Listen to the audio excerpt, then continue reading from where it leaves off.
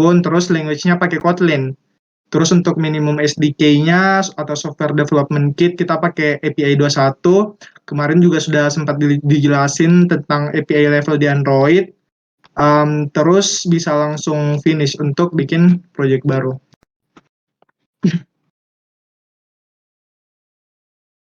Oke. Nah, ini tampilan awal kita kalau misalkan kita membuat aplikasi, kita membuat project baru di Android Studio. Jadi tampilan awalnya itu seperti ini. Kita harus menunggu Gradle build untuk bisa menjalankan aplikasi yang telah kita buat, aplikasi baru yang telah kita buat.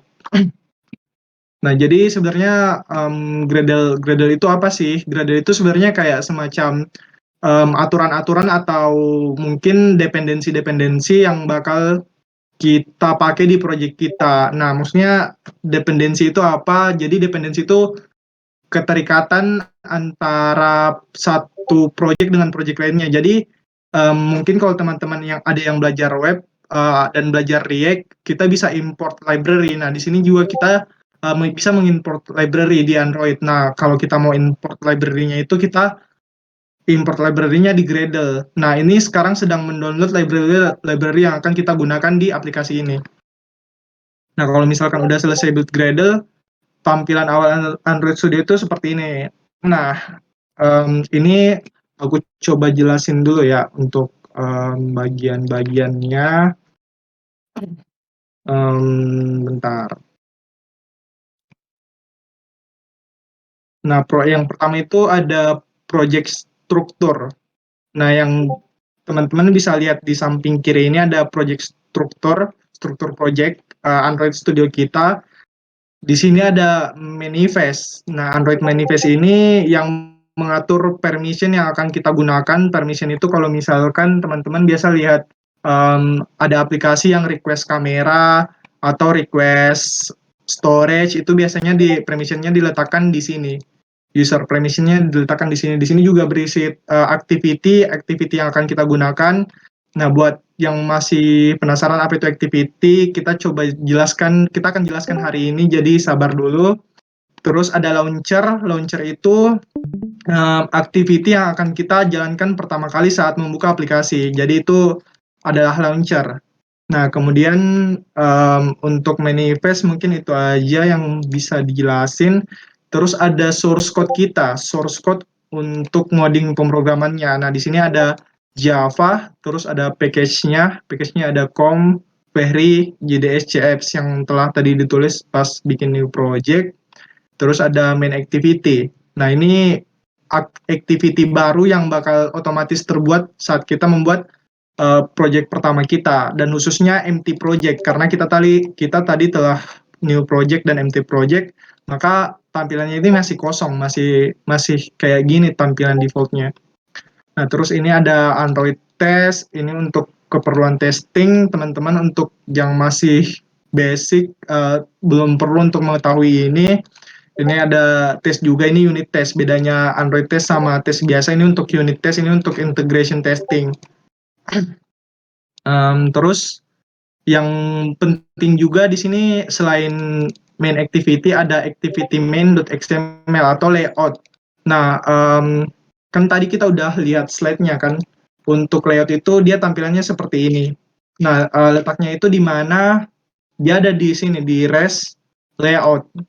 Nah, karena kita buat activity main-nya baru, maka layoutnya itu tampilannya bisa seperti ini. Nah, di sini kita ada, bentar, kita lihat lagi ya slide-nya. Di sini ada satu, itu palette-nya. Kalau kita lihat di aplikasinya, kita ke tab desain. Ini apa sih namanya yang 6 nih? View mode. Ya, kita mode view-nya ini desain. Kita bisa ganti code. Ini kalau kita mau lihat code-nya doang di activity.xml-nya. Kemudian kita juga bisa split, kemudian bisa desain. Ini untuk tampilan yang mau drag and drop. Ya, kurang lebih kayak seperti ini. Sampai sini mungkin teman-teman ada yang mau bertanya atau ada yang kebingungan terkait tampilan layout di Android Studio, Atau teman-teman lagi sedang apa membuat proyek baru. Aku tes ya, coba Syabana bisa on mic nggak ya Syabana?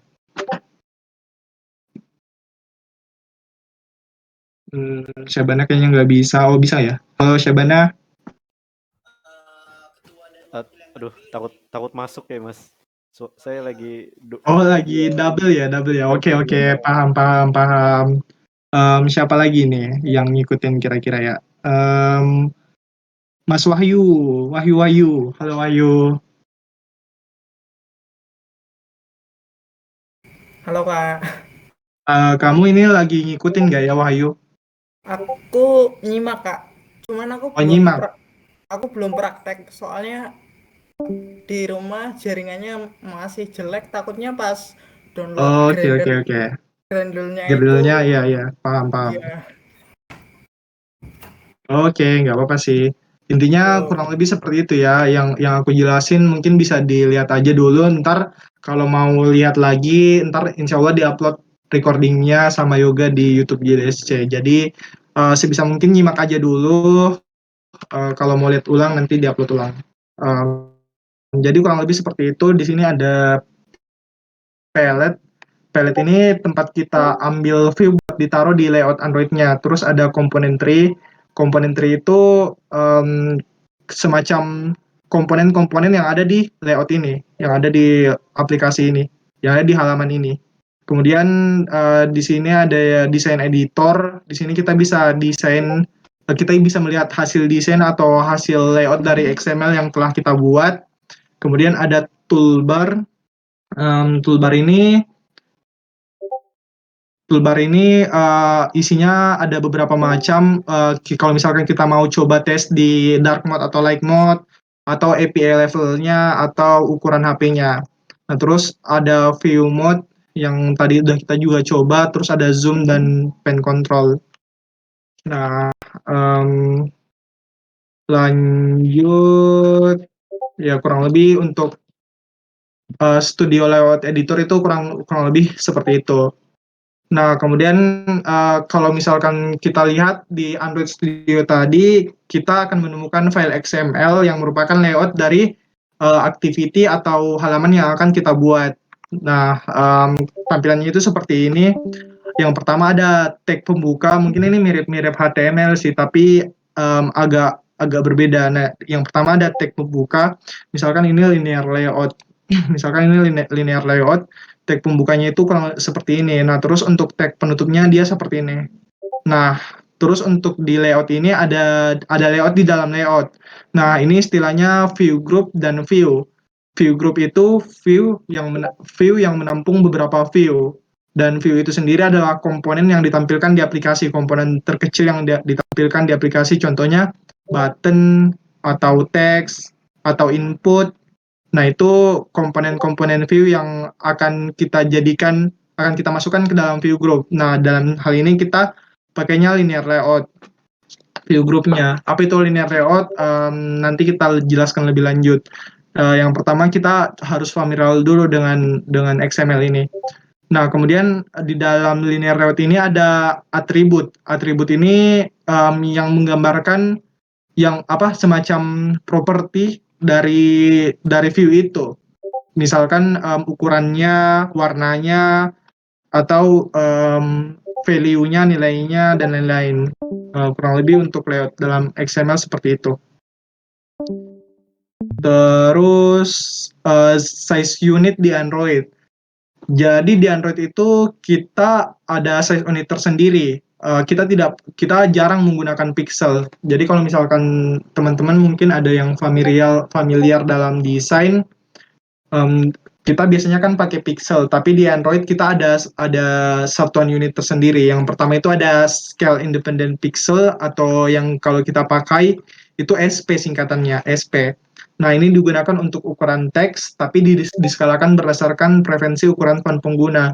Jadi kalau misalkan di sini ada yang, kalau misalkan biasanya ada orang tua yang matanya udah cukup terabun, itu biasanya teksnya dibesarkan. Nah, kalau misalkan kita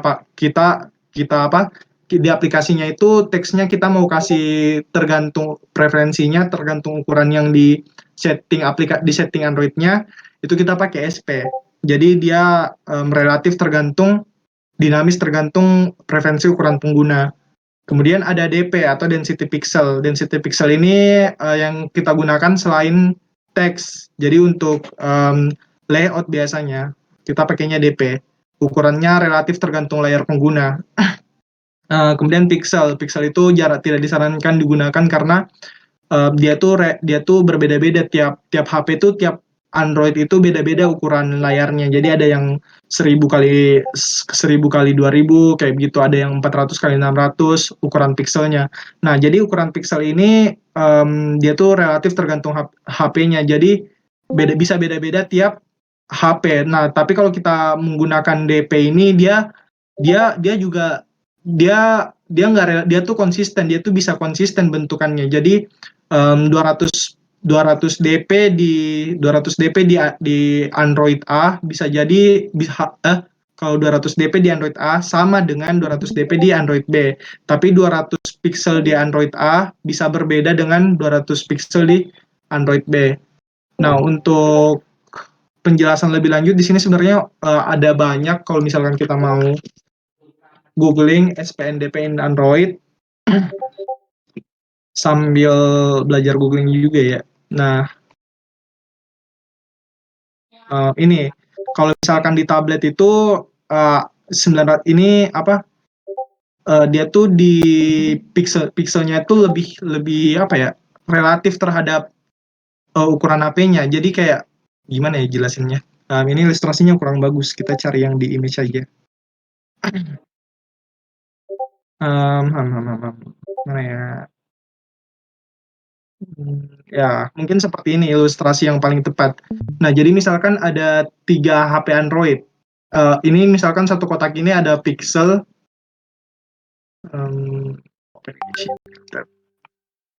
Misalkan satu kotak ini adalah pixel.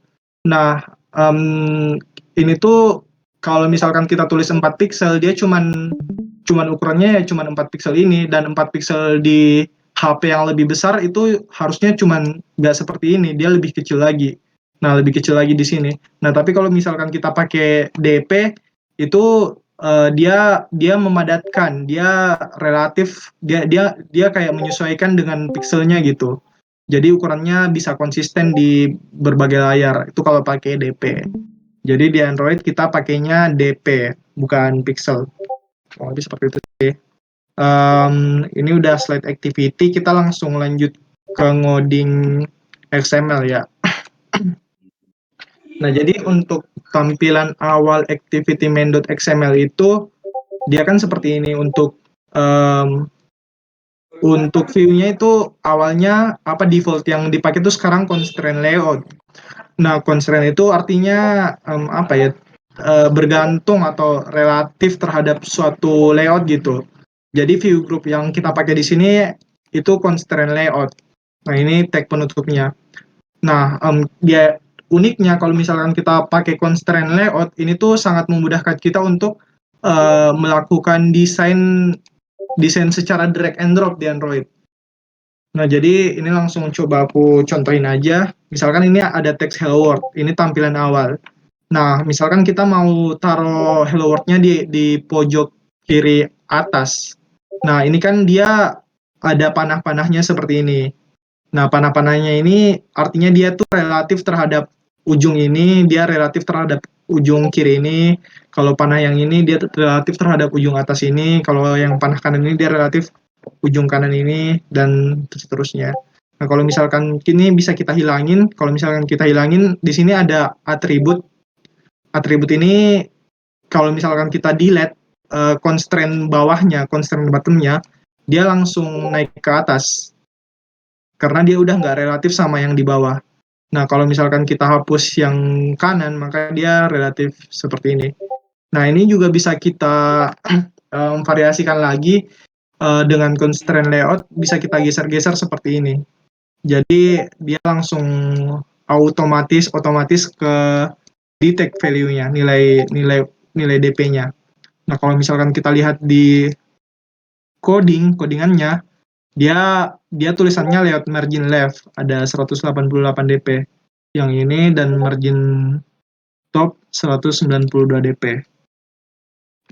Oke, selanjutnya kita coba kasih 0 dulu ya, biar enak aja lihatnya. Kita klik hello world-nya, coba kasih 0. Nah, kalau dari guideline material design, jadi Google tuh ngeluarin, bentar ini kok nggak mau nol. Kita hapus dulu, terus kita constraint-kan ke kiri. Nah, kayak gini. Nah, kalau dari guideline material design itu guideline atau panduan desain dari Google. Di Android itu kita sebisa mungkin kasih padding 16 di padding atau margin 16 di antara layout ujung paling kiri atau paling kanan dengan komponennya. Jadi ini kita kasih 16. Nah, misalkan kita mau kasih button. Nah, ini di palette ini udah disediain sama Android-nya. Jadi kita bisa langsung seret buttonnya ke desainnya. Seperti ini. Nah, awalnya itu kalau kita langsung seret begitu akan ada error di sini. Errornya itu missing constraint atau missing constraint in constraint layout. Jadi dia kehilangan constraint, dia kehilangan patokan. Nah, jadi caranya gimana ya? Kita kasih patokan, kita tinggal cari titik yang ini, titik di sekitarnya, terus kita seret ke kiri atau kemanapun gitu. Ini kan ini aku seret ke ujung kiri ini berarti dia constraint terhadap parent-nya atau parent group-nya, yang mana itu constraint layout-nya itu sendiri. Nah, terus kalau misalkan aku seret yang atasnya ke teks ini juga bisa. Jadi dia constraint terhadap teks ini, terhadap text view ini. Nah, kalau misalkan kita kasih ukuran lagi, ini bisa kita langsung kasih di bagian atributnya, dan ini. Jadi di Android itu kita dimudahkan dengan adanya design view ini. Tapi kita tetap bisa melakukan coding di bagian ini, di view code-nya ini. Jadi dia otomatis tergenerate codingannya. Ya, kurang lebih seperti itu. Nah, kalau misalkan kita coba run ya codingannya. Terus sambil mirror HP biar bisa lihat.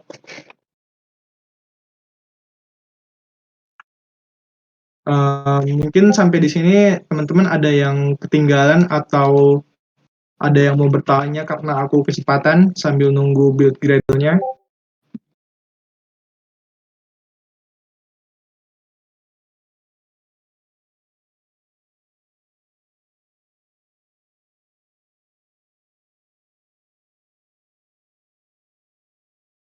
Ya, ada yang mau bertanya? Kalau misalkan malu bertanya, bisa chat. Kalau misalkan malu untuk on mic, bisa chat di voice chat here, voice chat workshop, di atas voice channel workshop itu sendiri. Ini kita sambil nunggu Gradle build-nya.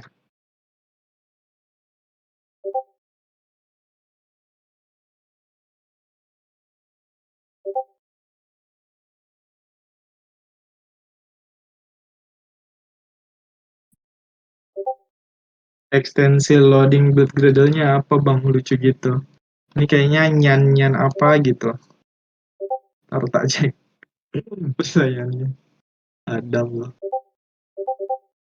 Waduh, jangan sampai force close lagi nih. Oh, enggak. File settings kayaknya. Games. Nyan progress bar. Dam.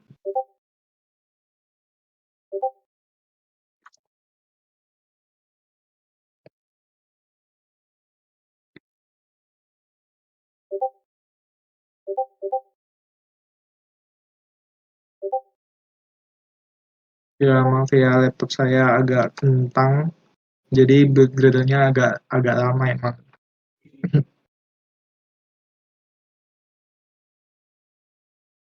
Oke. Dan inilah derita mobile developer, harus Oh, oke, Pak. sabar.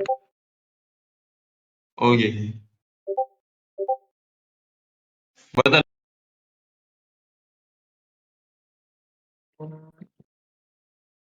Oke, udah selesai Gradle build-nya. 2 menit 37 detik. Sekarang sedang menginstall aplikasinya. Oh ya, buat teman-teman yang belum RSVP, diingatkan lagi RSVP dulu ya, biar bisa termonitoring kehadirannya. Untuk link RSVP bisa s.id/wetalk. Itu udah dibilang sama Irfan di voice chat. Nah, ini dia tampilannya. Kenapa dark mode? Oh iya, kenapa dark mode? Karena di sini aku pakai Android 9, di mana itu bawaan aplikasinya dikasih dark mode. Jadi kita coba di force dark mode gitu. Tadi nama aplikasinya JDSC Apps ya. JDSC Apps.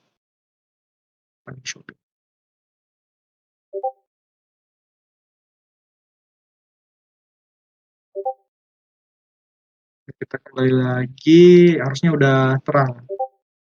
Oh, belum terang. Wow, belum terang. Oke, kayaknya ini emang dipaksa dark mode sama HP ku. Coba kasih light mode aja ya.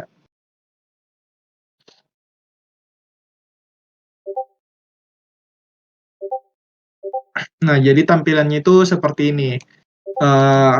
Tampilan dari seret-seretan kita tadi, drag and drop kita. Jadi ya cukup mudah sih, emang kalau kita pakai constraint layout, tinggal seret-seret komponennya. Nah, terus selanjutnya kalau misalkan kita mau tambah button lagi ya caranya sama, tinggal diseret, terus dikasih relatif ke salah satu komponen. Terserah komponen yang mana, intinya kita tinggal seret-seret doang, kasih relatif gitu. Nah, kurang lebih seperti itu sih.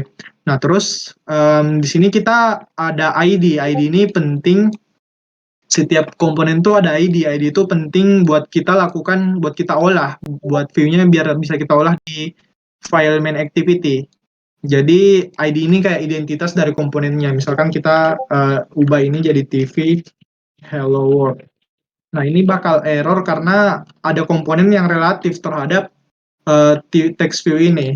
Nah, komponen yang relatif itu ada dua button ini. Jadi kita kalau misalkan ubah ID yang ini, kita harus ubah semua ID yang dipakai, yang terpakai sama komponen lainnya. Jadi ini kita ubah jadi text PP Hello World. Nah, udah bener lagi. Nah, terus ini kita ubah jadi BTN aja biar enak lihatnya, atau pendek gitu. Aku lebih suka yang pendek sih. Nah, ini kita ubah jadi BTN. Ini BTN 2. Tapi sebenarnya kalau bisa penamaan ID ini sesuai dengan fungsi dari komponen yang kita buat. Tapi dalam hal ini kan aku belum tahu buttonnya ini mau aku kasih apa, jadi aku kasih nama BTN aja dulu, BTN sama BTN 2. Setidaknya nggak pakai TBL ya. TBL. Oke, lanjut. TBL. Activity. Tadi kita udah bahas layout, sekarang kita coba bahas activity.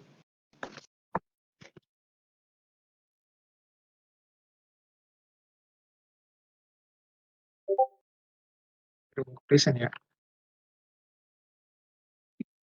Nah, activity.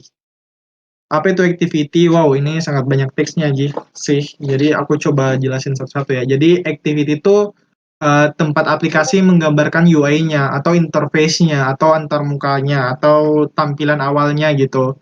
Nah, activity itu salah satu komponen. Jadi dia tuh komponen yang di Android yang memiliki siklus hidup atau life cycle.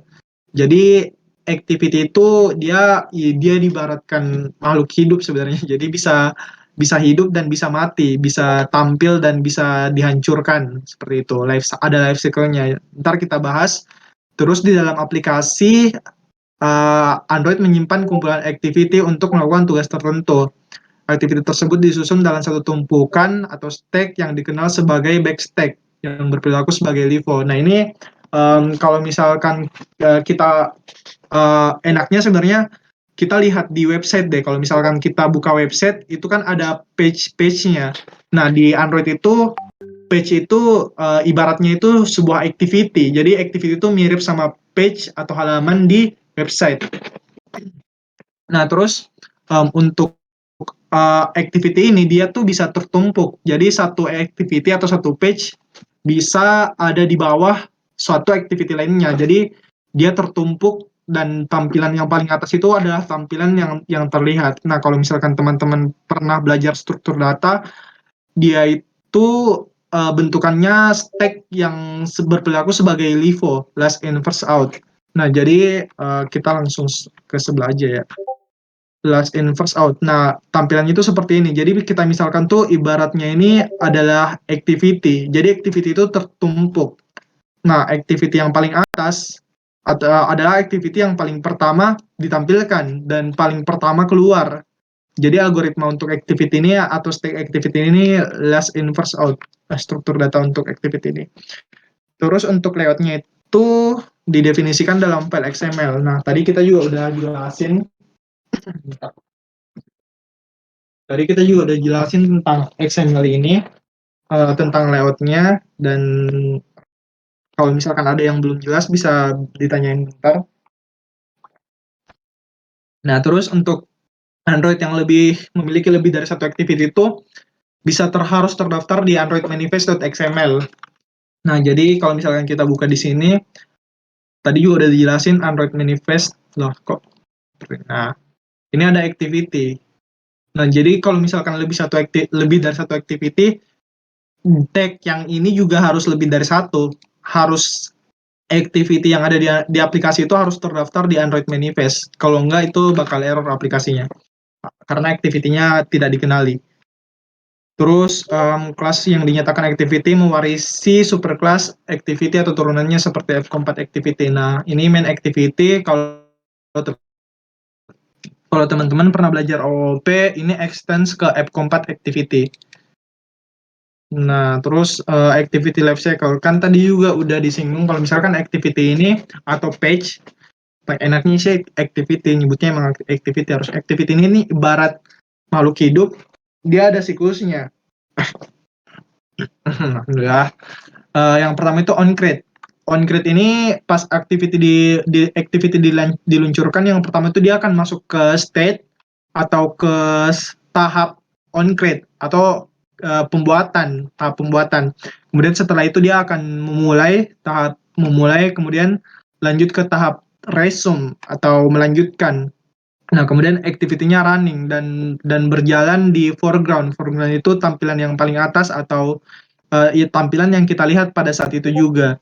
Terus ada on pause kalau misalkan activity-nya di apa ya, tidak lagi terlihat gitu.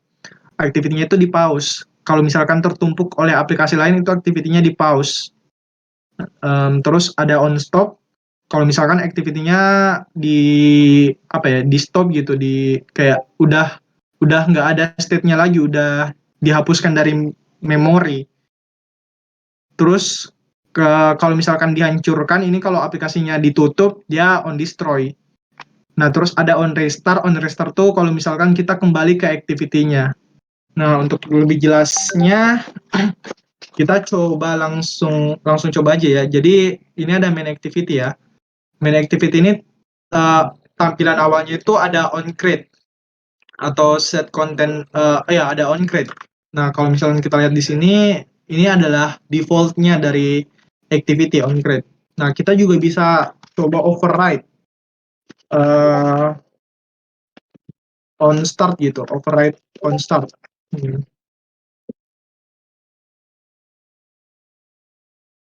Nah, kita bisa override on start, kita bisa override semua state ini di activity. Karena ini ibarat callback yang memanggil state itu. On resume,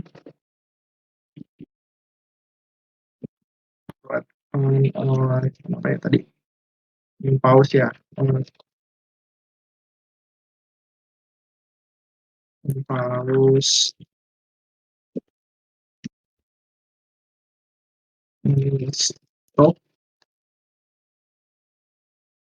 Oh ya, kalau misalkan ada yang mau nanya, terus aku lagi ngomong bisa nanya di voice chat juga.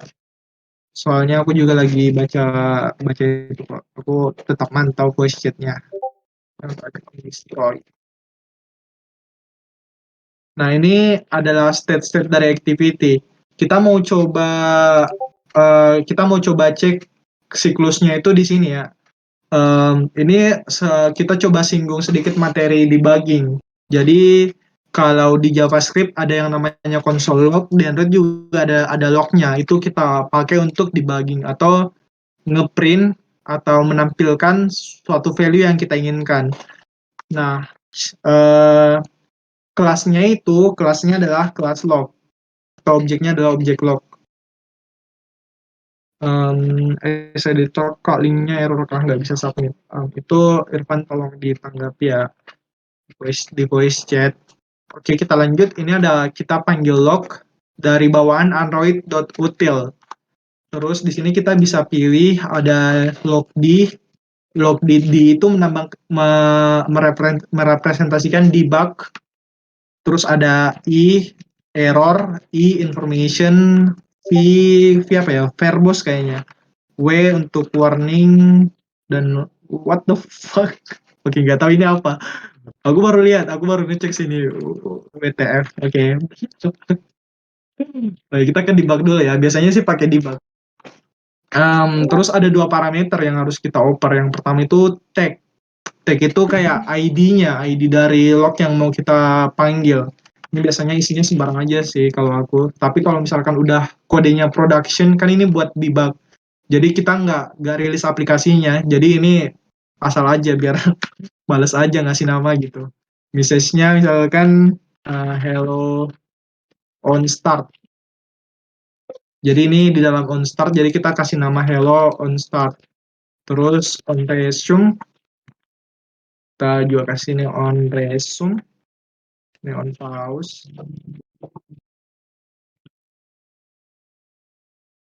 On stop. Dan on destroy.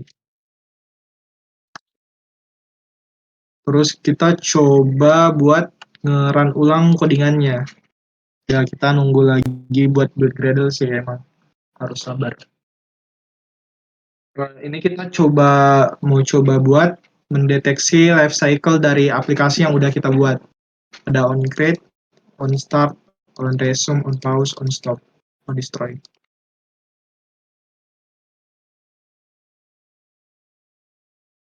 Nah, untuk mendeteksi log ini, kita bisa buka tampilan log chat atau logcat. Nggak tahu gimana pronunciation-nya, aku biasanya nyebutnya logcat di Android Studio. Nah, logcat ini berisikan log-log atau kayak, ya log lah. Log itu apa ya? Nggak tahu sih nyebutnya log tuh. Mungkin kayak informasi-informasi yang ingin ditampilkan, yang bisa dilihat oleh developer, itu log. Jadi di sini kita bisa lihat log yang telah kita tulis. Kita coba cari tag-nya ya. Tag-nya ini kan tadi kita ngasal, kita bisa cari di sini. Nah, hello on start, hello on resume. Kenapa dia hello on start? Oh, kita lupa hello on create ya di sini.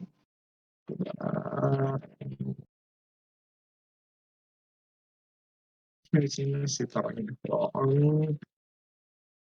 create. Kita coba apply di change. Kita tutup dulu.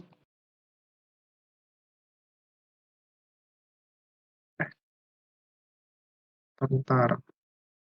Kita clear dulu logcat-nya. Kita sambil lihat ya, aplikasinya jalan seperti apa. Jadi ini pas pertama kali dibuka, dia langsung hello on create, hello on start, sama hello on resume. Jadi activity yang life cycle yang berjalan tuh langsung 3 ini, on create, on start, sama on resume. Ketika activity-nya pertama kali dibuka. Nah, terus kalau misalkan kita mau kita apa ya istilahnya? Kita ini kalau misalkan kita mau keluar dari aplikasi ini, pencet home, itu dia on pause dan on stop. State-nya itu sedang di pause dan di stop. Kalau misalkan kita tutup seperti ini, dia state-nya on destroy. Nah, seperti ini, aplikasinya activity-nya telah di destroy. Nah, kurang lebih seperti itu. Nah, untuk lebih jelasnya, biasanya kita butuh beberapa halaman untuk kita butuh ini tuh dipakai ketika kita ingin mengendalikan suatu suatu state, misalkan tombol keluar biasanya kan mungkin Tokopedia ya. Kalau misalkan kita buka Tokopedia terus kita ada di halaman pertama, terus kita pencet tombol back kita perlu pencet tombol back 2 kali untuk keluar. Nah, itu state-nya itu kita nggak langsung destroy. Jadi state-nya itu kita tahan di on create, terus nanti ketika tombolnya terpencet 2 kali baru on destroy terpanggil gitu. Jadi kurang lebih seperti itu. Dia nggak langsung nge-destroy ketika kita pencet tombol back-nya, tapi dia di-destroy ketika tombol back-nya dipencet 2 kali. Kurang lebih seperti itu implementasi dari life cycle ini. Nah, life cycle ini juga sebenarnya diimplementasikan ketika kita tidak ingin terlalu banyak activity yang menumpuk. Jadi kita harus menghapus activity-activity yang tidak terpakai. Nah, kurang lebih seperti itu. Terus untuk struktur datanya atau stack-nya pakai last in first out. Kita coba pakai Tokopedia ya. Mana sih tadi Tokopedia? Aduh, last in first out. Nah, ini Tokopedia nggak bisa sambil itu ya.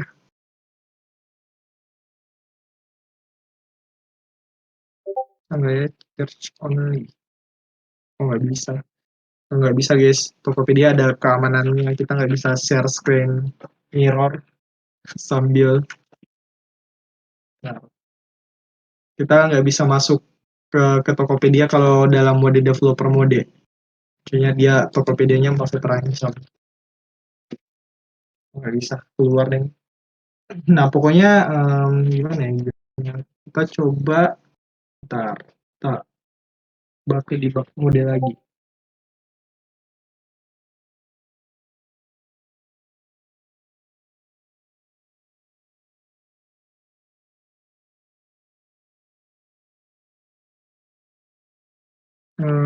Aplikasi apa ya yang bisa mencontohkan?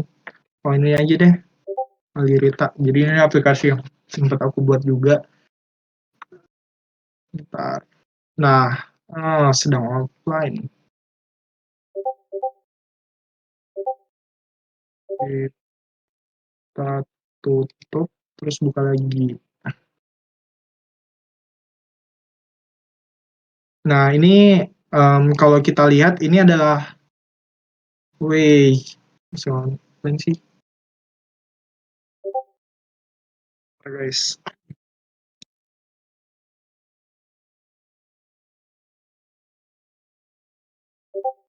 Nah, ini kalau kita lihat, ini adalah activity. Nah, kalau misalkan kita pencet salah satunya ini, dia akan menuju ke activity baru. Nah, activity baru ini dia tuh berada di atas activity yang sebelumnya. Jadi dia tertumpuk. Yang activity dashboard tadi itu ada di bawah dan activity detail ini ada di atas. Nah, kalau misalkan kita pencet tombol back, dia akan kembali ke activity sebelumnya. Jadi itu contoh last in first out. Jadi yang terakhir masuk last in, yang terakhir masuk pertama keluar. Ya, ini kan yang terakhir masuk activity detail kan, tapi dia pertama keluar gitu. Nah, itu implementasi LIFO di activity. Lanjut materinya. Sampai sini mungkin ada yang mau ditanyakan atau ada yang kebingungan terkait penjelasan tentang activity sebelum lanjut.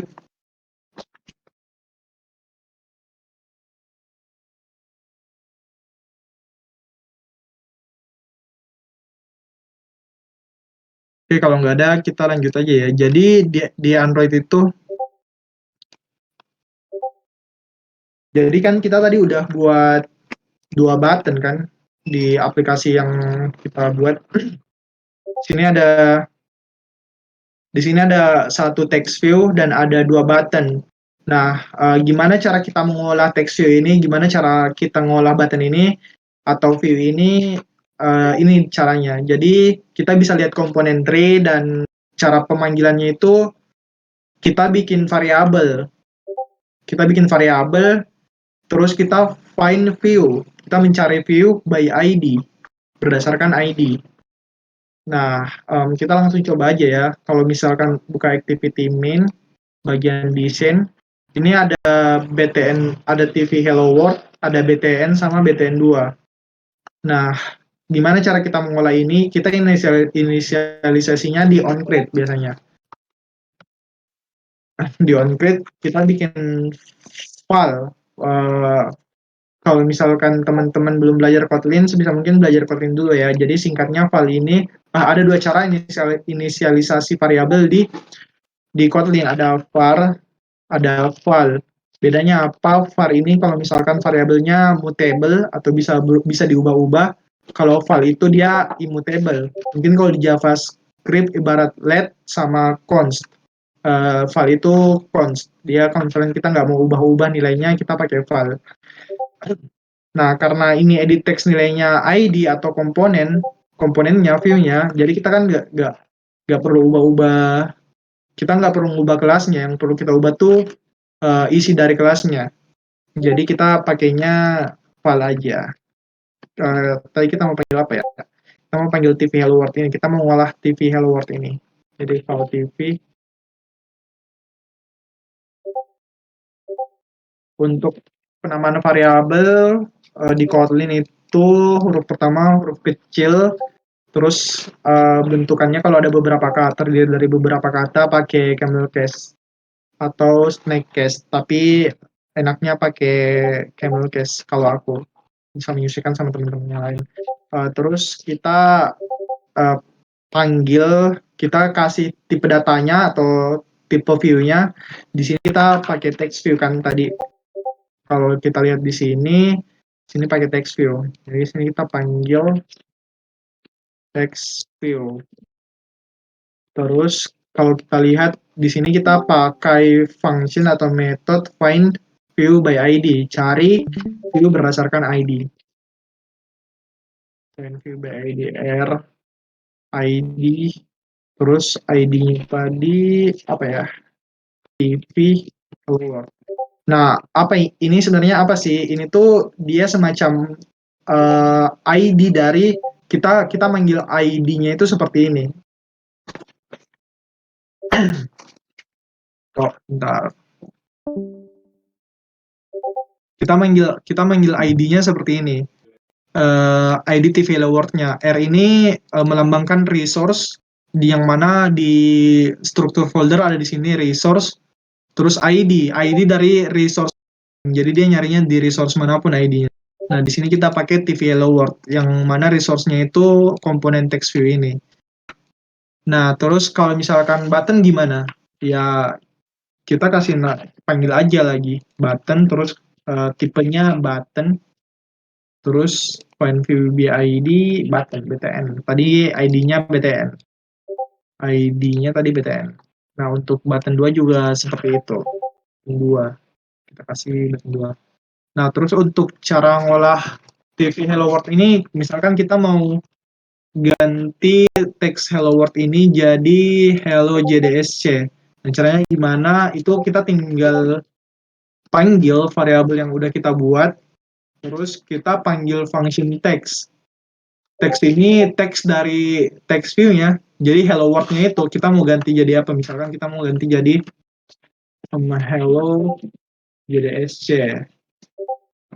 Nah, terus kalau misalkan kita bentar, ini kok kayak error ya linknya. Kita run aja dulu ya. Kalau misalkan kita run, ini harusnya nanti berubah jadi Hello JDSC.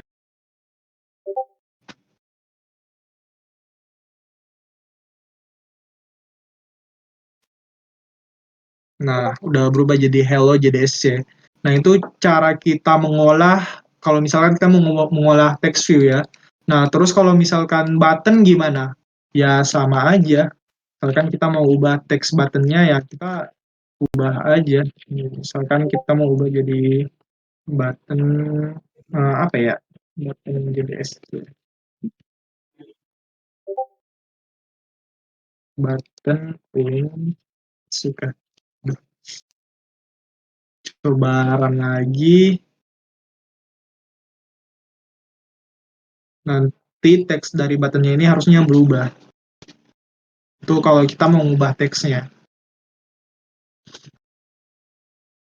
Nah, udah berubah. Jadi button Win suka. Oh, ini kita ngubahnya BTN yang sama nih. Nerfnya BTN 2. Nah, kurang lebih seperti itu sih kalau kita mau ngubah teks buttonnya. Nah, terus apa lagi ya? Event handling. Nah, jadi kan button itu sebenarnya ada eventnya kan. Kita bisa ngubah state, kita bukan ngubah state sih. Kita bisa mengambil event, mengolah event. Event itu kalau apa ya? Event itu kayak um, interaksi kita terhadap suatu objek yang ada di antara muka. Jadi kalau misalkan kita pencet ini, eventnya berarti on click. Kalau misalkan kita pencet ini dengan lama, ya eventnya on long click ketika diklik lama. Jadi ada event yang bisa kita olah. Nah, di sini kalau misalkan contoh yang aku buat event handlingnya itu ada dua cara. Yang pertama cara manual yaitu set on quick listener, terus kita panggil objeknya. Objeknya itu ya ini udah nggak relevan sih buat dipakai. Jadi kita biasanya bukan nggak relevan juga sih. Ini udah jarang dipakai karena codingannya rumit dan panjang. Kita biasanya pakai yang Lambda. Jadi buat teman-teman yang belum belajar Kotlin sekali lagi sebisa mungkin belajar Kotlin dulu buat paham apa itu Lambda function. Nah, tapi kita langsung coba aja ya. Nggak perlu terlalu paham juga kalau mau nyoba ini. BTN set on quick listener. Nah, di sini dari saran dari idenya dari Android Studio-nya ada dua.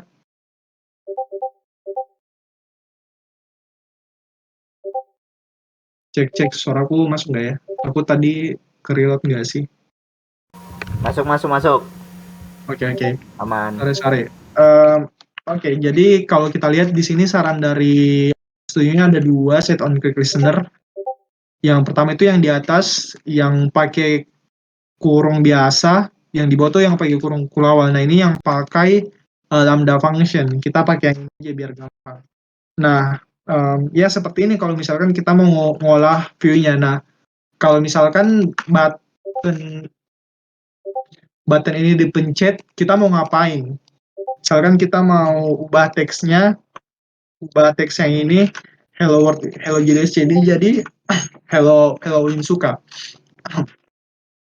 Jadi ketika buttonnya dipencet, buttonnya diklik, kita ubah teksnya jadi hello Insuka. Nah, terus coba kita run.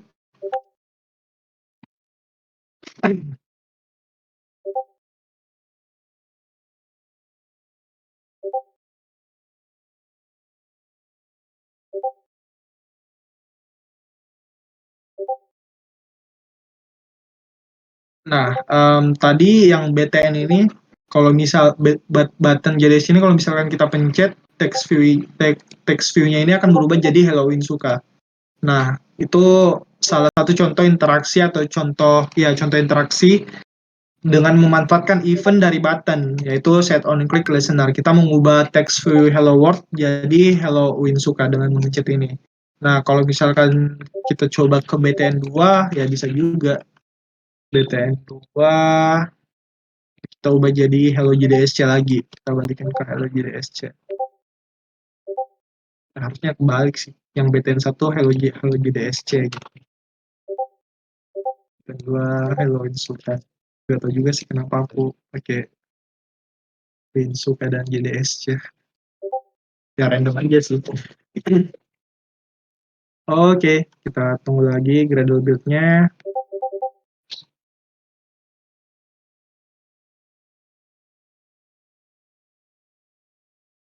Nah, kalau misalkan tadi kita pencet button Insuka ini teksnya bakal berubah jadi Hello Insuka, kalau misalkan JDSC jadi Hello, aduh, harus close sih. Hello Insuka, Hello JDSC, Hello Insuka, Hello JDSC. Ya, kurang lebih seperti itu contoh sederhana kalau kita mau memanfaatkan interaksi dari pengguna menggunakan button. Jadi kita pakai set on click listener. Oke, lanjut karena materinya masih banyak ya, kayaknya nggak sempat sampai jam 9 deh. Kita lanjut aja ya, sebisa mungkin.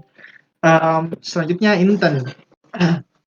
Nah, jadi kalau misalkan kita mau pindah dari satu activity ke activity lainnya, di situ kita menggunakan intern.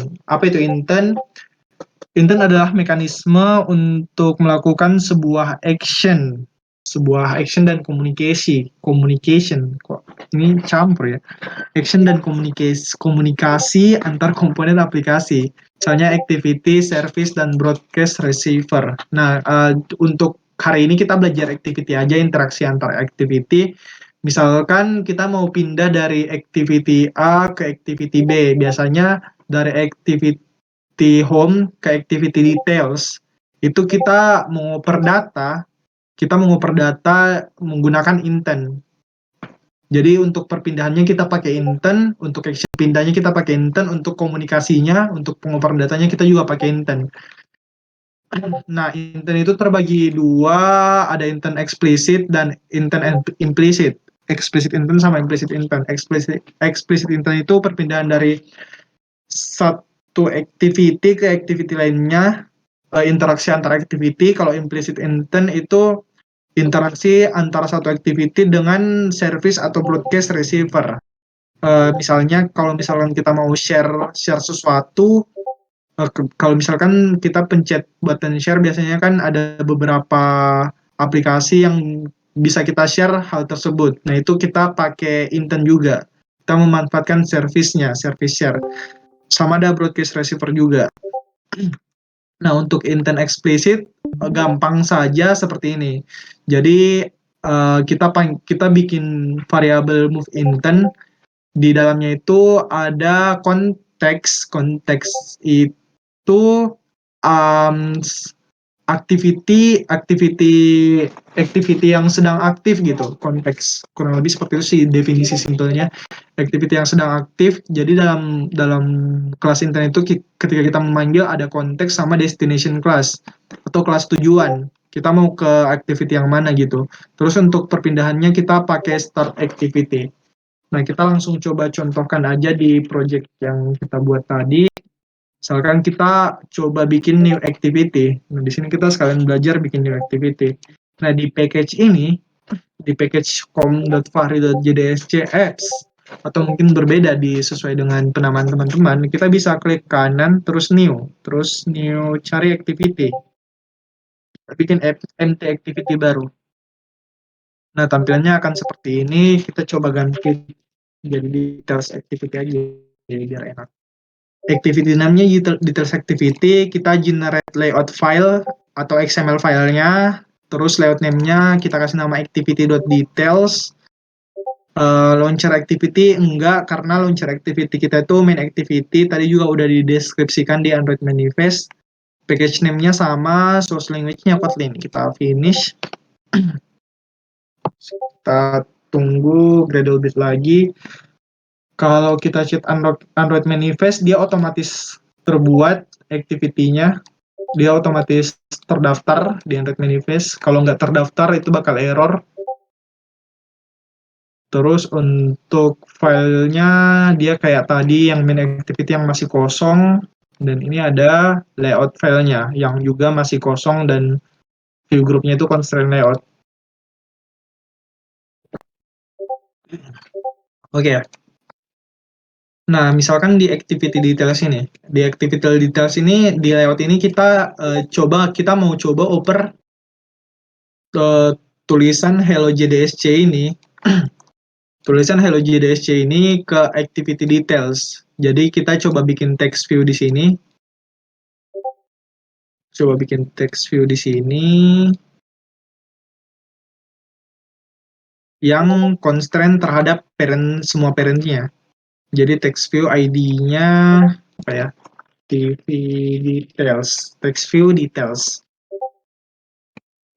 Teksnya ini default aja, nggak apa-apa. Nah, untuk contoh yang sekarang kita coba pindah aja dulu ya.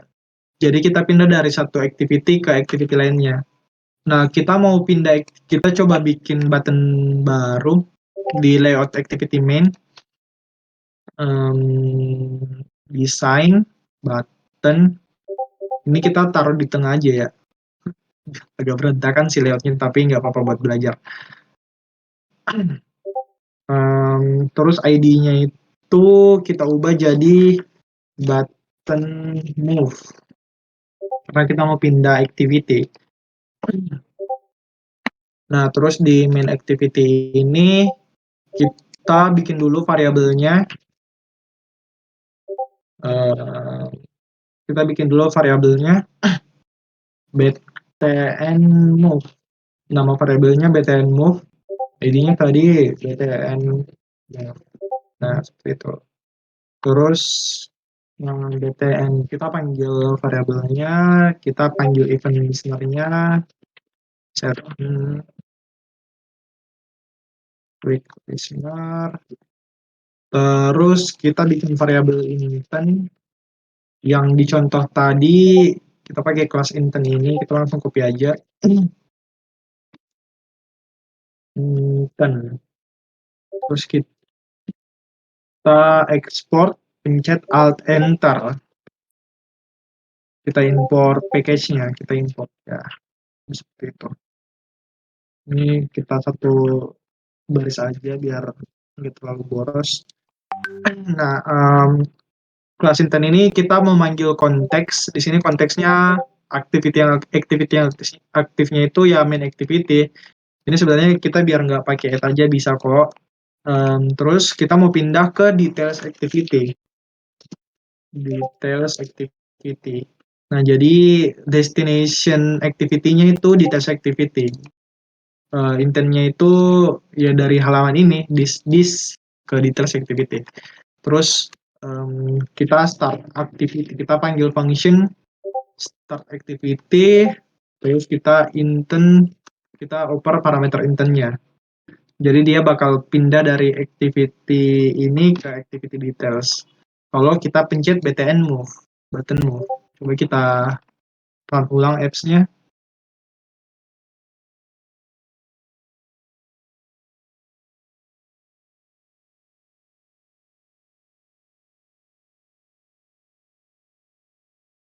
Nah, nanti tampilannya akan berubah seperti ini. Buttonnya ada di tengah, sesuai consent layout. Kalau misalkan kita pencet ini juga masih berfungsi, Hello JDSC, Hello Winsuka. Kalau misalkan kita pencet button ini, dia bakal pindah ke activity baru yang masih kosong, yang tampilannya ini, yang masih text view ini. Kita coba pencet.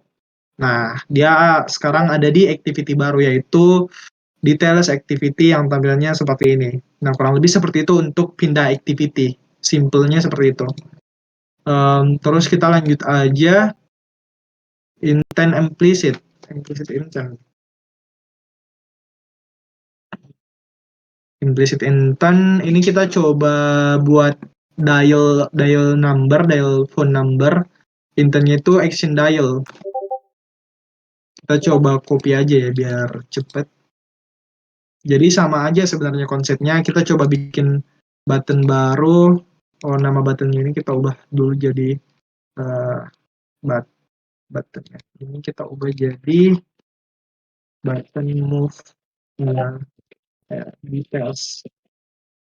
Terus kita coba bikin button baru yang constraint ke button details. Terus button detailsnya kita hapus aja yang constraint kanannya biar enak aja lihatnya. Kita kasih paddingnya margin 16. Yang button ini juga kita kasih margin 16. Button ini kita kasih ID btn dial.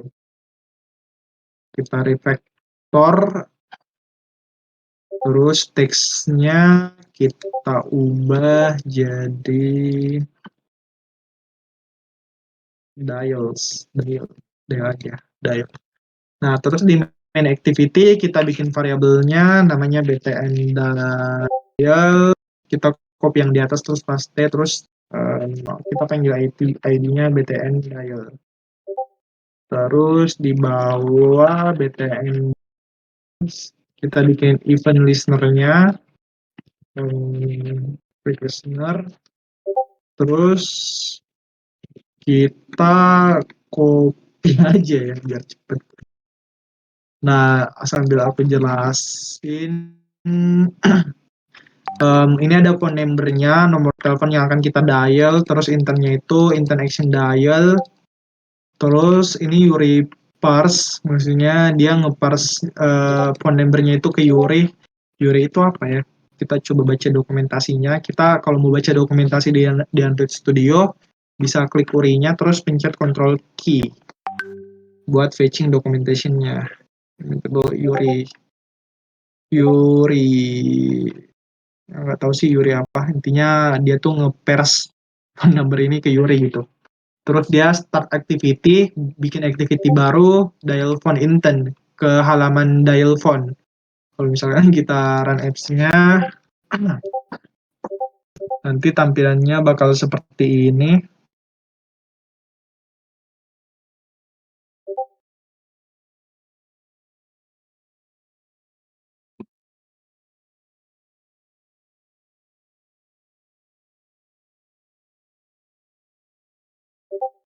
Nah, terus kalau misalkan kita pencet details, dia masuk ke halaman details, kita pencet back masih berfungsi.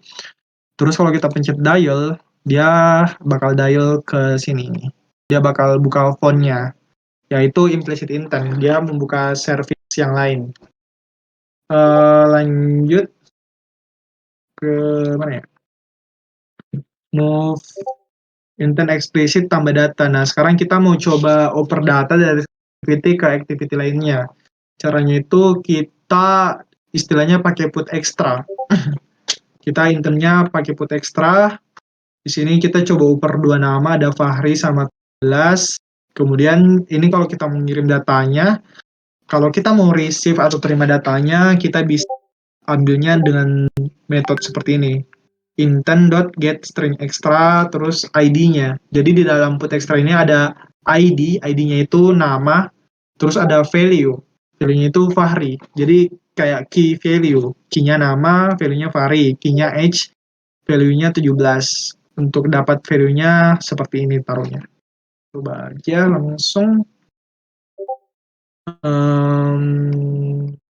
dari sini ya. btn move. Di internnya kita put extra, ID-nya nama, value-nya Fahri Mubarak.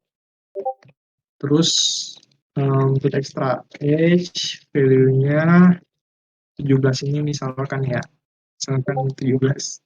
Oke. Di details activity ini kan tadi kita mainnya di main activity. Misalkan kita mau mengoper value-nya ke details activity, itu caranya gimana? Ya, kita lihat slide-nya lagi. Tinggal panggil intern dot tipe datanya. Kita kan opernya di sini ada tipe datanya string sama integer. Di detail ini kita coba hal yang sama. File name sama intern, tinggal enter aja, terus get string. Kita mau ambil string, get string extra, key-nya tadi nama, terus file age, ini tipe datanya integer, get integer extra, key-nya tadi age. Jadi pastikan kalau misalkan nilainya ini dengan nilainya yang ini. Ini kenapa? Kalau misalkan get integer extra ini dia butuh default value.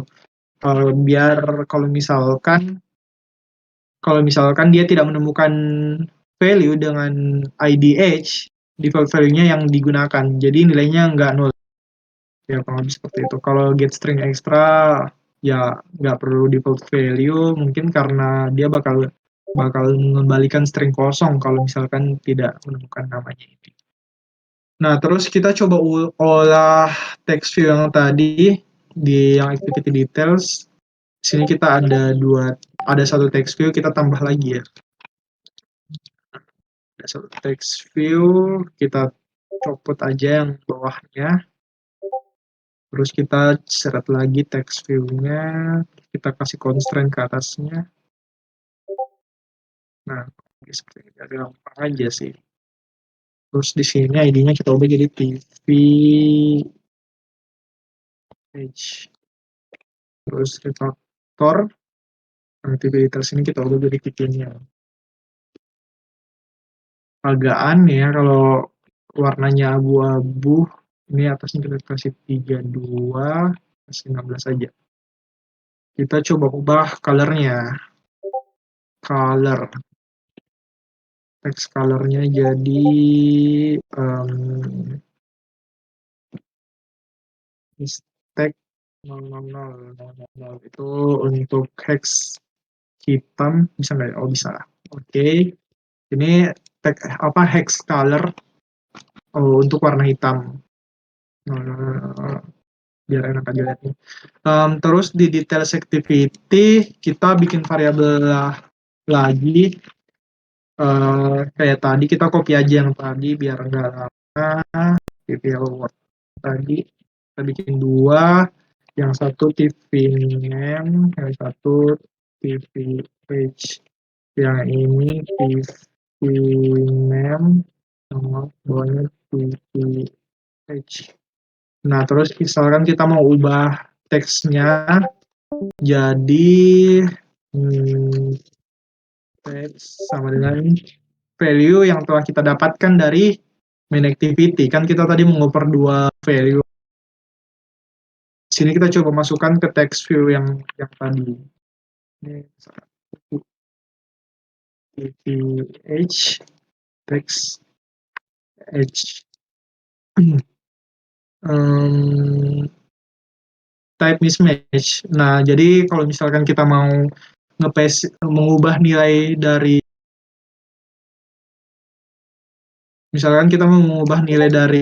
text view ini, kita harus pakai string karena dia menganggapnya sebagai teks. Jadi ini kan h dia integer tipenya, get integer extra. Jadi ini kita ubah ke string dengan pakai function extended function toString. Jadi integernya diubah ke string gitu. Atau bisa juga sebenarnya kita pakai kutip dua terus $h gitu. Terus kalau kita run lagi codingannya, terusnya kalau kita pencet details nanti di halamannya itu awalnya harusnya text view, tapi karena kita ubah datanya jadi data yang kita pakai di main activity, mana tadi main? Ini Fahri Mubarak sama 17, maka dia akan berubah jadi Fahri Mubarak dan 17. Nah, kurang lebih seperti itu.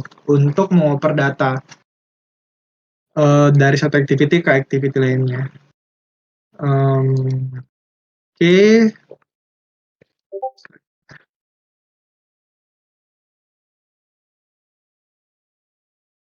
Selanjutnya fragment. Ya. Mungkin sampai sini teman-teman ada yang mau bertanya dulu sebelum lanjut ke fragment.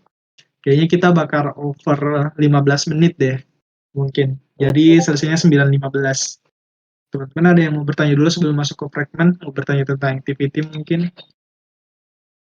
Mas, bisa dijelasin secara spesifik nggak soal penggunaan log D dan log E nggak, Mas? Kayak penggunaan dan penempatannya belum. Oke, itu nanti kita coba bahas di debugging ya. Log D dan log E.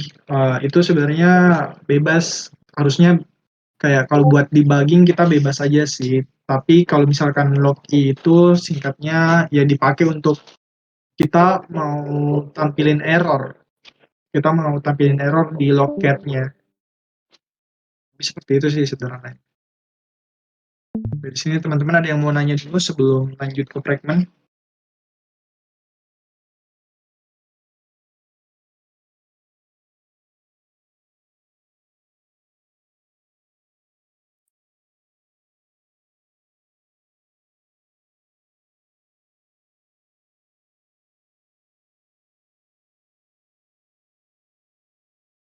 Oke, kalau nggak ada lanjut ya. Jadi apa itu fragment? Selain activity, fragment adalah salah satu bagian dari user interface. Bentuknya sama dengan activity yang memiliki kelas untuk kode logika dan tampilan XML. Jadi mirip lah sama activity. Bedanya itu, fragment itu mewarisi kelas fragment dan tidak perlu didaftarkan di Android Manifest. Nah, kalau activity kan tadi kita harus daftar di Android Manifest ini. Tapi kalau fragment nggak perlu. Dia lebih enak dipakai. Keuntungannya itu dia tuh modular itu satu activity bisa lebih dari satu fragment. Ini ilustrasinya dari Decoding Indonesia. Terus dia tuh reusable, bisa digunakan kembali. Jadi satu fragment bisa di beberapa activity. Jadi enak aja gitu pakainya karena jadi komponen yang kecil. Terus dia ada life cycle sendiri juga. On-create view, dia lebih banyak life cycle-nya atau fragment callbacks-nya dibandingkan activity. Tapi dia juga mengikuti dengan activity bawaannya. Jadi kayak kurang lebih mirip-mirip lah sama activity bawaannya. Terus untuk fragmentnya itu kita coba bikin fragment baru. Ya. Jadi di package tadi kita new fragment, terus kita pilihnya yang blank fragment. Di sini kalau misalkan kita new fragment, ada fragment name-nya, blank fragment aja, fragment-nya fragment blank. Kita finish.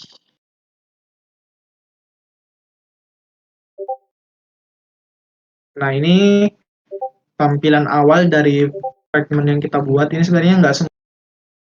Kita bisa hapus beberapa hal, kayak companion object. Ini bisa dihapus. Ini juga bisa dihapus. Convert-nya juga bisa dihapus. Ini bisa dihapus. Jadi sebenarnya tampilan default dari fragment itu ya seperti ini, kurang lebih. Terus lanjut, kalau misalkan kita mau panggil fragmentnya gimana? Jadi kita tinggal ke layout fragmentnya. Misalkan kita mau taruhnya di activity details saja ya, yang masih kosong. Nah, kalau di sini kita pakai frame layout. Kita pakai view yang namanya frame layout buat panggil fragment, buat naruh fragmentnya. Nah, biasanya ini dia bentukannya full, biar fragmentnya bisa menyesuaikan. Jadi kita kasih constraint ke kiri kanan, value-nya dikasih 0 aja, terus layout width-nya kita kasih 0 dp, itu bisa juga match parent, bisa 0 dp aja, terus constraint ke atas yang text view yang di atasnya kita kasih margin 32 misalkan. Nah, frame layout-nya udah buat, terus kita kasih ID. Frame layout-nya kita kasih ID. ID-nya itu misalkan blank fragment. Kita mau taruh blank fragment di sini.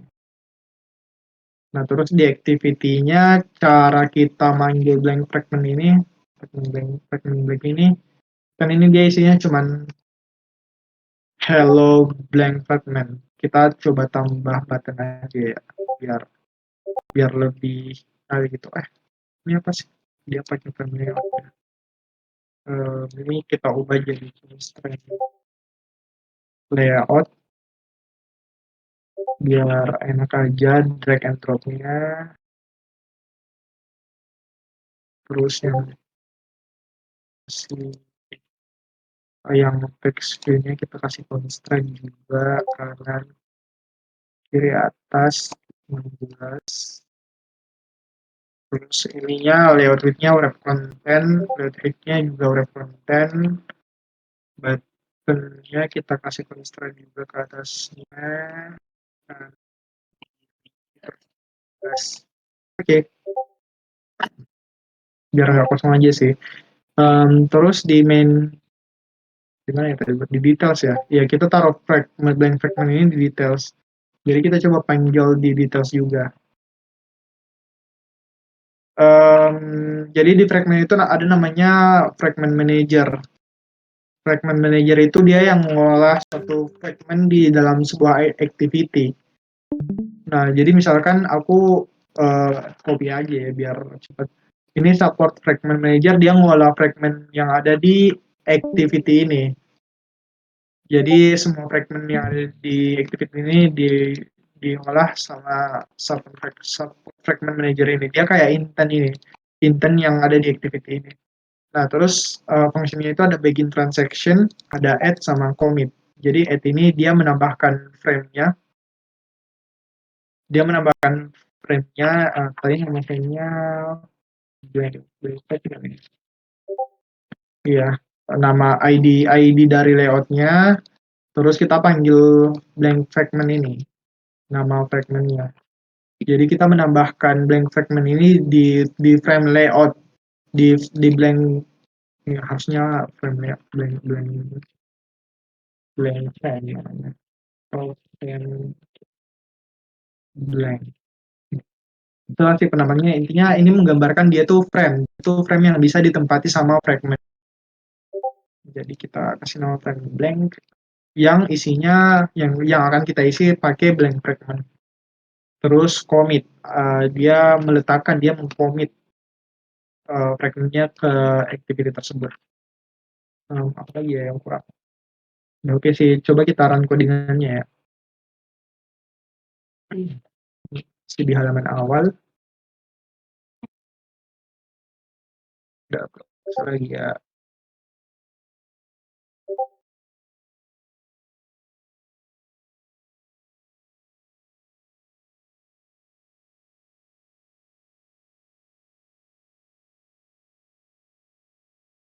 Ini dulu.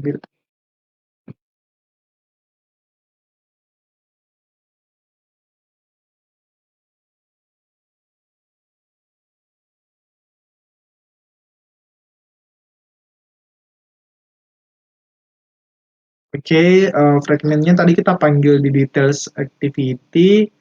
Jadi kalau misalkan kita pencet details ini, nah ada blank fragmentnya. Letaknya sama dengan ini. Nah, ini juga frame layoutnya kita bisa kan ini sebenarnya nggak kelihatan kan, tapi kita bisa kasih kelihatan fragment yang mau kita panggil. Uh, nggak bisa ya. Kalau biasanya pakai layout gitu ya. Layout. Ada nggak ya layout? Oh, nggak bisa deh. Tools, oh nggak bisa. Ya, jadi frame-nya ini buat nampung fragment layoutnya, blank fragmentnya, dan blank fragmentnya itu didesain di layout terpisah. Nah, layout terpisah ini dipanggil di sini. Nah, kita juga bisa nambahin lagi. Kita bisa panggil fragment yang sama di activity yang sama. Jadi komponennya itu reusable. Contohnya kalau misalkan kita bikin dua di sini, fragment layoutnya kita bikin dua ya. Ini kita wrap content. Height-nya tingginya itu kita nggak pakai pixel atau DP, kita pakai relatif. Jadi tergantung kontennya. Terus ini kita copy aja frame layout-nya. Kita bikin frame blank 2. Terus yang constraint-nya itu constraint top-nya. Nah, misalkan kita lihat di sini kan ada constraint end to end off, start to start off. Ini melambangkan view-nya, constraint view-nya. Misalkan kita yang top to bottom off. Ini kan yang frame layout ini dia constraint terhadap TPH ini. Nah, topnya itu bagian topnya frame layout dia tuh constraint terhadap bottomnya TPH. Jadi kalau misalkan kita mau ubah frame blank 2 ini, kita mau taruh di bawah frame blank 1, ya di top to bottom of-nya kita ubah jadi frame blank. Jadi dia tidak relatif terhadap TPH, tapi relatif terhadap frame blank. Bentar, ini ada error.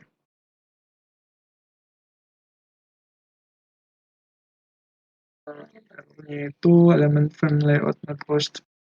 Oh iya. Kita tutup dulu frame layoutnya.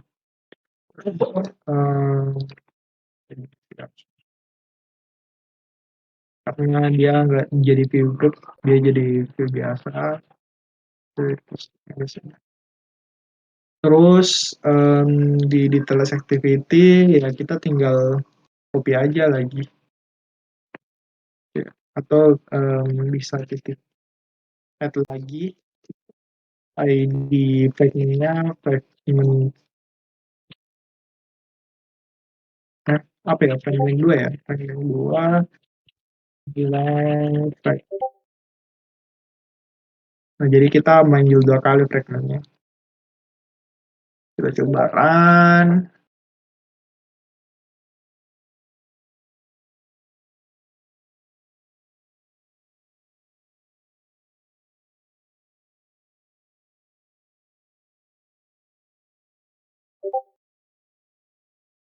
Details. Nah, jadi komponen yang sama satu fragment ini fragment blank ini kita bisa pakai berkali-kali di suatu activity. Jadi contohnya ini aku pakai satu blank fragment, tapi aku pakainya 2 kali di activity yang sama. Nah, penggunaannya ini biasanya kalau kalau kita menggunakan fragment yang sama, tapi untuk nilai data yang berbeda. Jadi kita bisa sebuah data ke fragment tersebut. Contohnya mungkin kalau teman-teman pernah lihat Instagram kan sebenarnya following sama followersnya itu sama kan tampilannya. Kalau misalkan kita buka follow kita atau kita kan tampilannya sama. Itu sebenarnya kita pakai fragment yang sama tapi datanya berbeda. Jadi itu contoh fragment bisa digunakan berulang-ulang untuk data yang berbeda. Kurang lebih seperti itu. Oke, lanjut. Send data ke fragment. Oke, ini agak itu sih, agak makin waktu juga kayaknya. Oh, ini udah terakhir ya, bisa dibagi. Ya, jadi kalau misalkan kita mau kirim data dari activity ke fragment atau dari fragment ke fragment, kita bisa pakai bundle. Bundle itu kelas untuk menampung nilai di fragment. Nah, jadi kalau misalkan kita mau kirim string, di sini string lifestyle, kita taruh bundle buat di fragmentnya. Aku contohin aja ya. Um, bentar, bentar. Biar cepat kita copy aja. Oh ya, ini aku coba share slide-nya ya. Siapa tahu teman-teman ada yang mau ngulik-ngulik juga. Boleh banget kok. Share di workshop.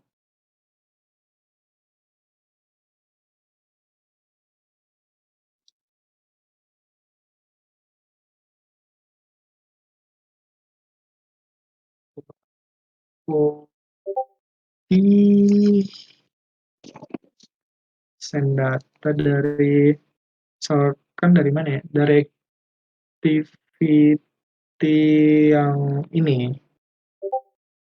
Dari activity yang ini misalkan dia pencet button move, kan tadi udah ngirim data ke activity-nya. Kita coba ngirim data ke fragment-nya. Kita copy codingan yang tadi, terus blank fragment, terus ID-nya kita kasih nama, terus value-nya kita oper Fahri Mubarak. Terus bentar, ini kayaknya dipakai kalau misalkan kita mau ngoper data dari satu fragment ke fragment lainnya. Jadi kita nggak perlu ini sebenarnya. Coba dulu ya. Di sini kita ubah jadi dia ini fragment, ini error karena terus dia bakal terima datanya ini di blank fragment yang ini. Nah, ini kan masih kosong. Kita juga udah lihat tadi life cycle di fragment, kalau misalkan dia ada on view created. View created. Nah, ini kita biasanya mengubah-ubah view atau melakukan manipulasi kode pemrograman di block code on view created. Nah, ini kita di fragment bed kita mau coba ubah hello blank fragment ini jadi nama yang ada di main activity.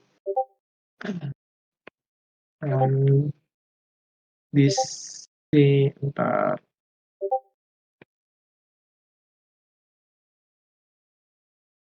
on view fragment blank text view ya. TV ini kita ubah jadi TV name aja. TV name. Terus di blank fragment kita coba ini garis hilang. TV name text view prime view. Gimana ya cara initialize di fragment, bentar. How to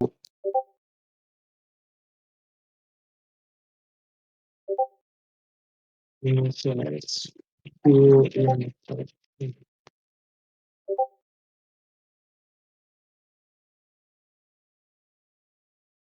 I think I'm using fragment.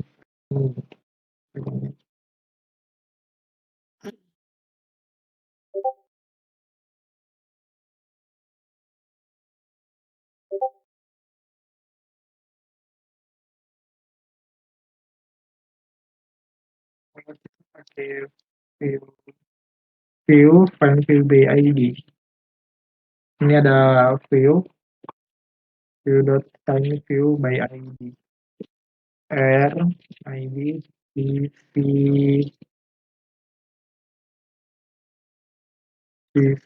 name. Bentar, ini nggak konflik kan di details activity. Oh, ada. Ini kita namanya kalau bisa TV name ya, biar unik. Ini harus diubah dengan fragment. Terus di skin.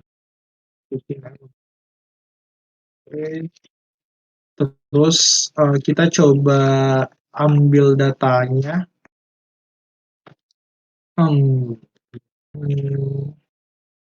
Bentar, aku juga lupa sih passing. Kayaknya ini agak keliru deh. Ini agak keliru deh kayaknya. Coba aja dulu ya. Passing data from activity to fragment.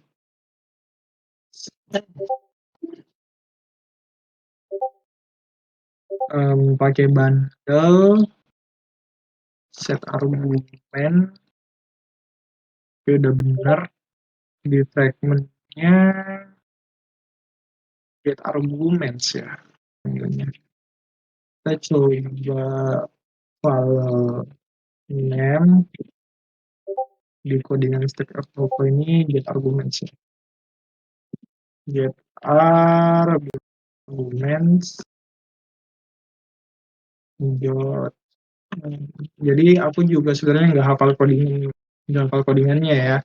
Aku juga masih sering searching di Google buat orang tahu, dan emang nggak bagus sih buat hafal codingan. Kita tuh bakal terbiasa atau familiar dengan codingan. Kayak ini aku lupa cara yang benar buat oper data dari activity to fragment, ya tinggal googling aja how to atau bagaimana cara, dan hasilnya juga bakal ada kok di Google. Nah, tadi kita mau ambil get string yang value-nya 6. Ini kenapa error? Ini no label ya.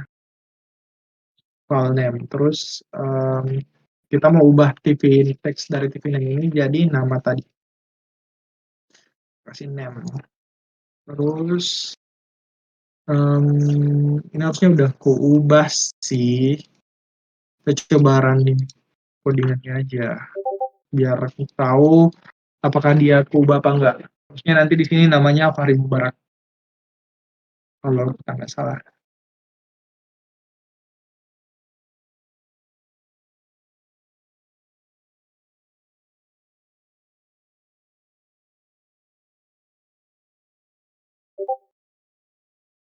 Hmm,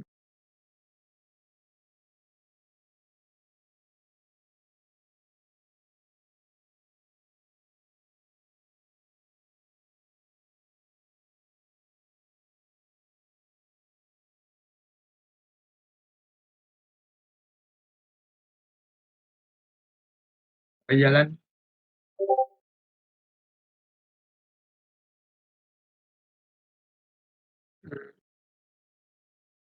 Hmm, udah 15 menit ya. Ini aku coba percepat aja ya. Ini harusnya udah bisa. Wah, nggak koper datanya, guys. Ehm, kita coba cek errornya ya. Di loket, apakah dia ada error? Nggak ada juga. Em, Bundle dan fragment ini harusnya koper sih. Kita coba ubah ID-nya aja ya. Nama atau name biar beda dari yang biar biar tahu aja sih. Kita coba ubah blank fragment ini jadi get string kalinya name. Coba run ulang. Mana sih?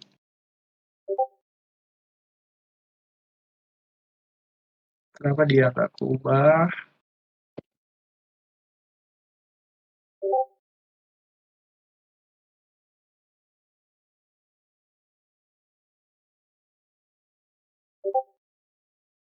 Next.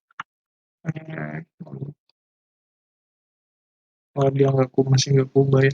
Kayaknya kalau passing dari activity yang berbeda itu apa ya?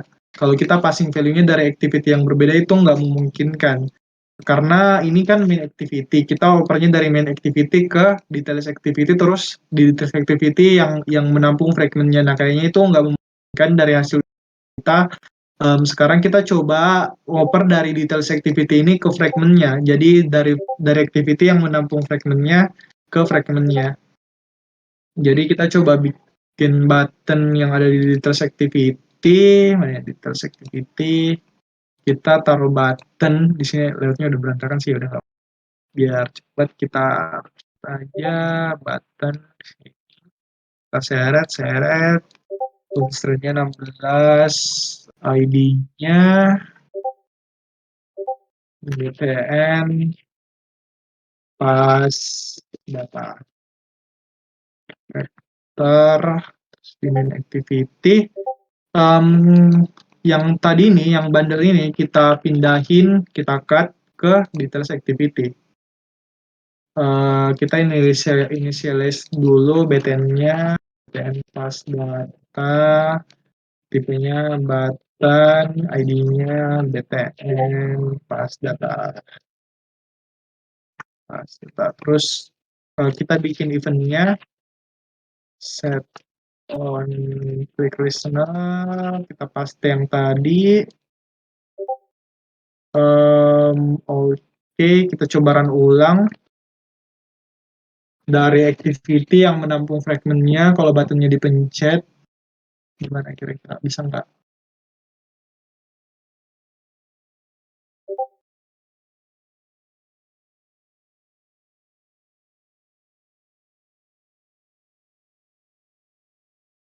Ke details, awalnya kosong.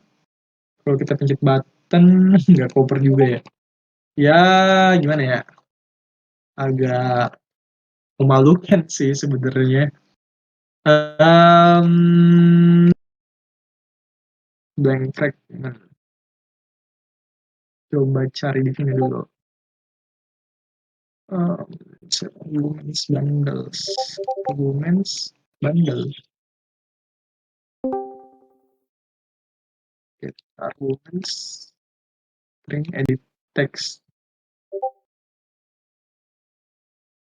Kita coba taruh value-nya, value name-nya ini di mana dia? On create view. Kita coba taruh ini di on create, harusnya sama aja sih. Terus file name-nya ini kita kasih jadi global variable. Atau propertinya private let in finance punya string. Terus ini kita kasih tanda seru. Bisa nggak ya?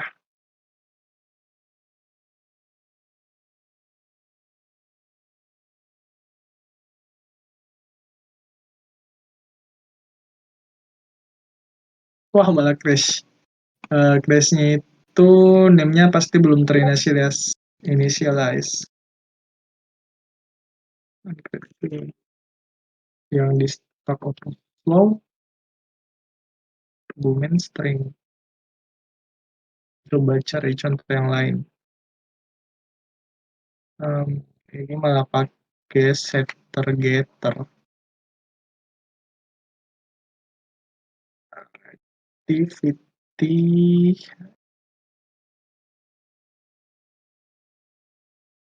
flash. Apa aku ada yang miss ya taruhnya? From activity getter get arguments get string. Gak ada sih yang miss, harusnya udah benar sih.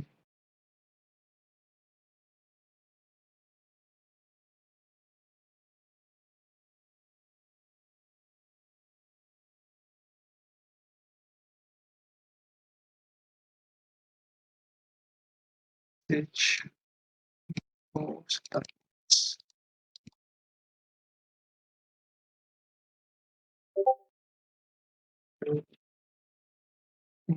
Ini di detailsnya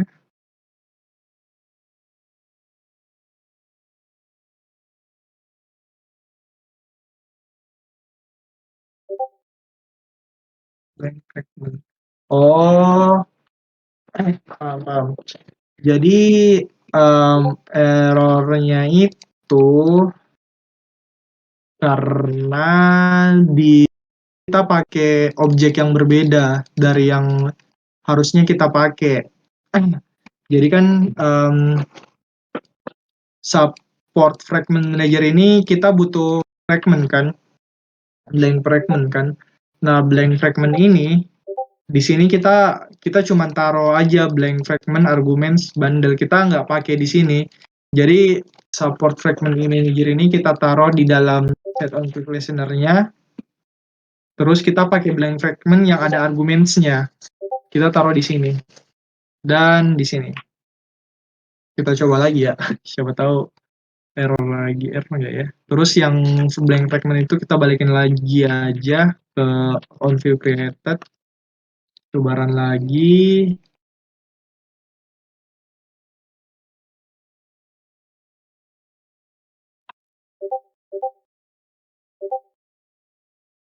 Details, kalau pencet ini fragmentnya belum muncul. Kenapa? Karena kita masukin inisialisasi fragmentnya itu di dalam set on quick listener.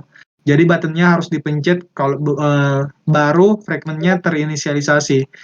Dan kalau misalkan kita pencet ini, error lagi. Bentar. Sangat memalukan sih ini. Kita lihat loketnya, errornya apa? Yang dead details activity can change container ID. Mas no. Kita coba pakai yang satu aja ya. Kita biar nggak double gitu. Kayaknya nggak bisa deh kalau misalkan kita pakai 2 kali di fragment yang kita mau perdata. Coba aja dulu. Kita hapus codingan yang error. Nah, udah muncul. Tapi ya cuma satu guys. Karena emang kita udah hapus yang ini dan kayaknya ini error karena kita pakai objek yang sama. Aduh, harus ngejelasin. Kita pakai objek yang sama untuk dua hal yang berbeda. Harusnya yang berbeda. Jadi kalau misalkan kita mau bikin dua-duanya muncul, kita ya bikin objek baru, bikin variabel baru black fragment 2, tapi kita tetap oper bundle yang sama. Kalau kita mau yang tadi nggak error. Nah, di sini kita pakai blank fragment 2, terus kita run lagi. Harusnya udah nggak error sih. Harusnya kedua fragmentnya muncul.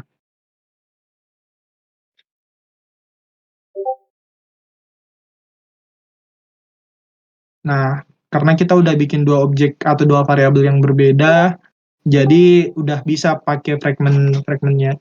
Nah, kurang lebih seperti itu untuk passing data dari activity yang menampung sebuah fragment. Nah, terus terakhir, mungkin sampai sini ada yang ingin ditanya, lebih 30 menit ya. Sorry guys. Ini terakhir kebetulan nih. Kita ada slide debugging.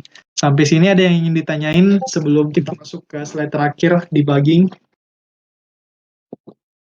Mau tanya Mas, Ya, gimana Aksan? itu apa tadi yang support fragment manager itu loh.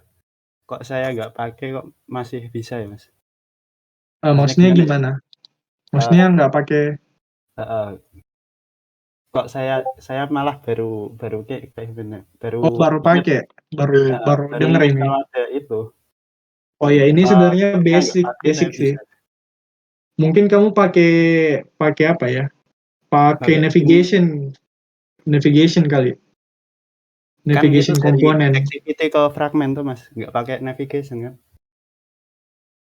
Iya, terus. Maksudnya kalau kamu gimana bentukannya? Nggak tahu juga sih Mas, tapi nggak pakai sih. Terus cara kamu manggil fragmentnya ke activity-nya gimana? Nah itu nggak tahu makanya tanya. Aku nggak paham pertanyaanmu, Aksan. Kayak gimana ya Mas? Aku malah baru lihat gitu loh, ada support fragment manager. Sebelumnya aku nggak pakai tapi bisa gitu loh. Nggak Iya, tahu kok, bisa gitu. kok bisa? Setauku ya, kalau kita mau panggil fragment ke activity itu sebenarnya ada dua cara. Yang pertama tuh pakai support fragment manager ini atau fragment manager.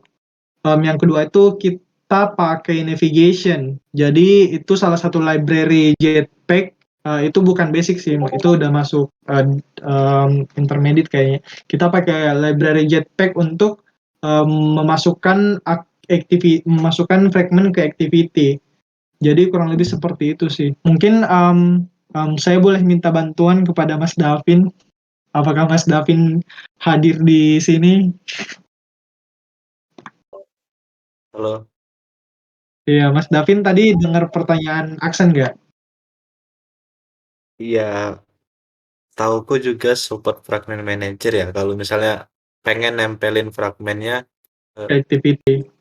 nah tapi mungkin pakai itu sih kayak apa namanya, yang langsung pakai XML-nya mungkin ya. Kalau nggak salah sih ada. Pakai include ya, include gitu. Bukan, apa namanya Bukan kayak ya? kayak sistemnya si bottom navigation itu kan dia pakai fragment terus dibikin XML lagi. Oh, Ya, pakai apa namanya? Duh, lupa apa namanya. Pokoknya kan itu kan dia dibikin di XML ya, terus ya, ya. pakai nav controller kan. Mungkin Iya, pakai nav control. Iya Tapi pakai itu masuk kontrol ya. navigation komponen juga nggak sih, Mas? iya itu masuk navigation komponen. Iya, itu masuk library Jetpack. Nah, kurang lebih seperti itu, Aksan. Jadi ada dua cara buat kita manggil nempel fragment ke activity. Yang pertama itu ada yang ini cara lama pakai support fragment manager, tapi ini basic. Kita kan belajarnya dari basic. Yang kedua itu ada navigation component, itu udah pakai library lagi. Kita kalau misalkan pakai library di sini takutnya teman-teman yang baru belajar Android kayak bingung gitu. Jadi kita pakai yang bawaan-bawaan aja dulu. Kita belum pakai library Jetpack sama sekali. Kayak gitu, Aksan. Gimana, Aksan? Iya iya iya tuh Mas. Tapi Iya, kayaknya kurang nggak lebih kayak pakai sih, gitu. nggak pakai itu sih tadi. Iya, itu navigation komponen yang pakai menu-menu gitu kayaknya. Kurang lebih kayak gitu sih. Mungkin coba diliatin kodenya kayak Iya, gimana. kalau kalau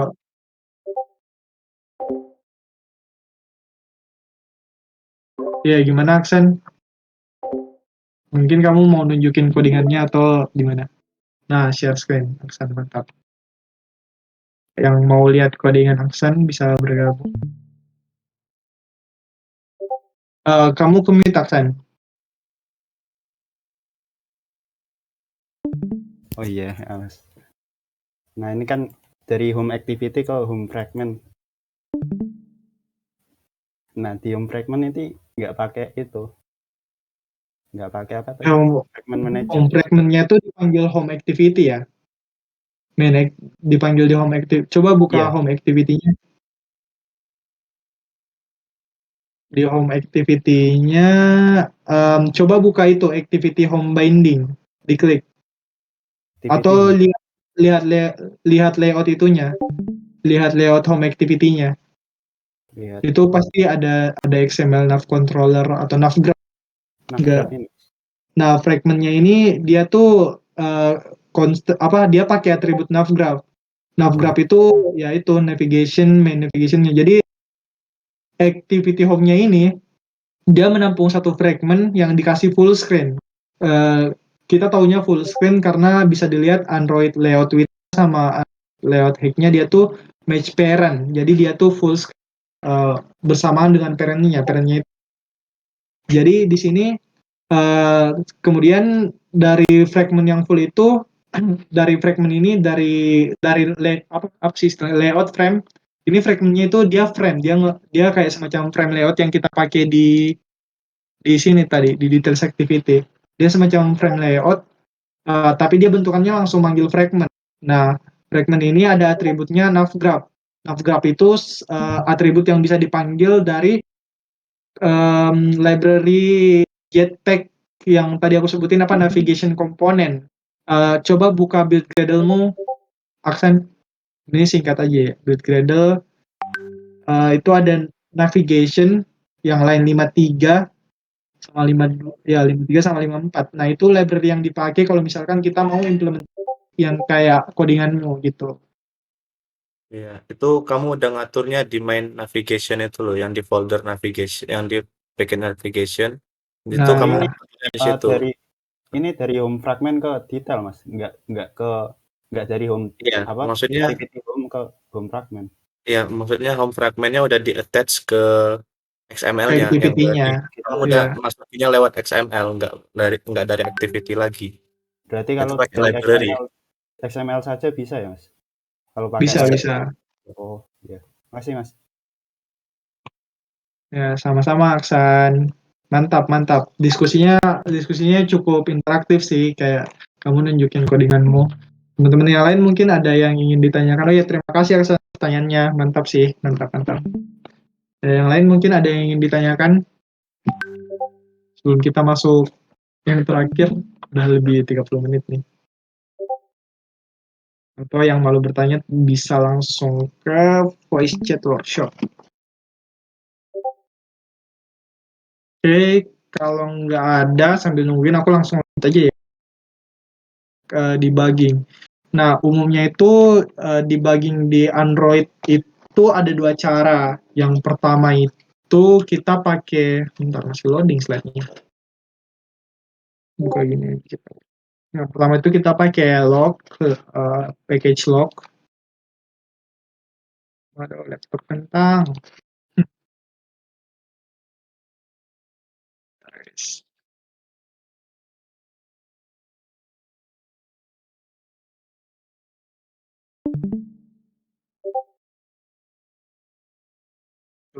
Dulu ya.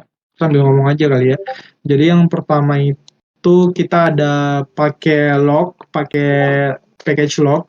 Itu tuh nampilin segala sesuatu yang mau kita log, segala sesuatu yang mau kita print atau tampilkan ke dalam logcat yang ada di Android Studio. Itu namanya pakai package log. Nah, yang cara debugging kedua itu kita pakai debug point. Jadi di Android Studio itu kita bisa taruh point di sampingan line codingan. Itu namanya debug point. Kita bisa deteksi alur suatu variabel cara dia dapat nilainya itu gimana dengan debug point ini. Nah, slide. Langsung contohin aja kali ya. Ya, kayak gitu. Nah, tadi kita juga udah coba cara buat yang pakai package lock ini. Nah, kalau di main activity, nah kalau kita pakai package lock ini, kita disediakan beberapa pilihan juga yang tadi juga tunjukin. Yang pertama itu ada lock D atau debug. Yang kedua ada lock titik E atau stands for error. Yang ketiga ada warning, information, E stands for stands for information. Yang keempat ada verbose. Yang kelima ada warning. Nah ini tuh disediain juga sama tampilan si Android Studio nya, ada debug, info, warn, error, sama assert. Nggak tahu sih, aku baru tahu ada WTF, log WTF. Mungkin kalau lagi marah banget ngoding, pakainya log WTF. Oke, terus tadi si Nanda nanya, Mas bisa dijelasin spesifik soal penggunaan log D dan log I? Sebenarnya bebas karena ini untuk kepentingan debugging. Tapi sebaiknya kita tuh pakai kalau cuman mau ngeprint value kita pakai debug. Kalau misalkan kita mau buat error ya kita pakainya log I.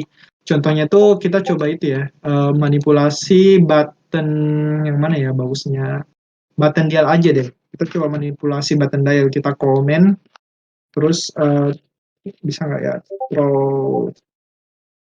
kita coba try and catch error,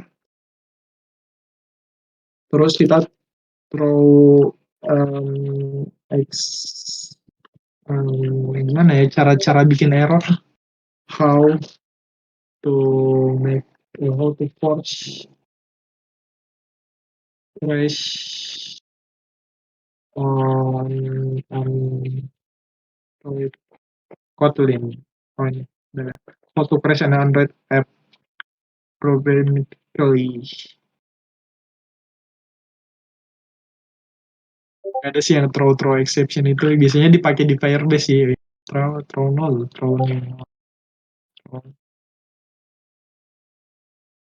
Ini enggak sih codingannya?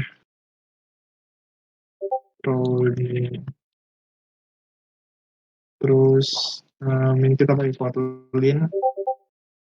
Jadi langsung aja, nggak perlu pakai new. Page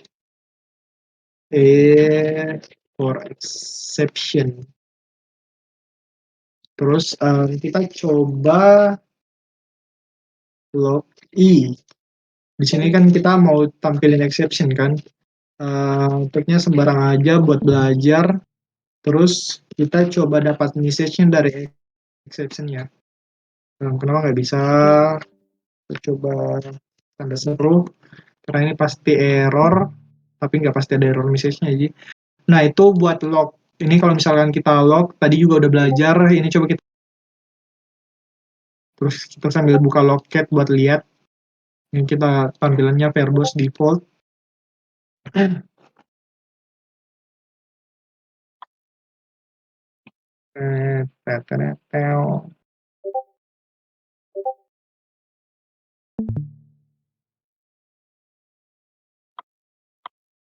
Nah di sini kalau misalkan kita log yang tadi, kalau kita mau cari value yang tadi, kita udah tahu kan.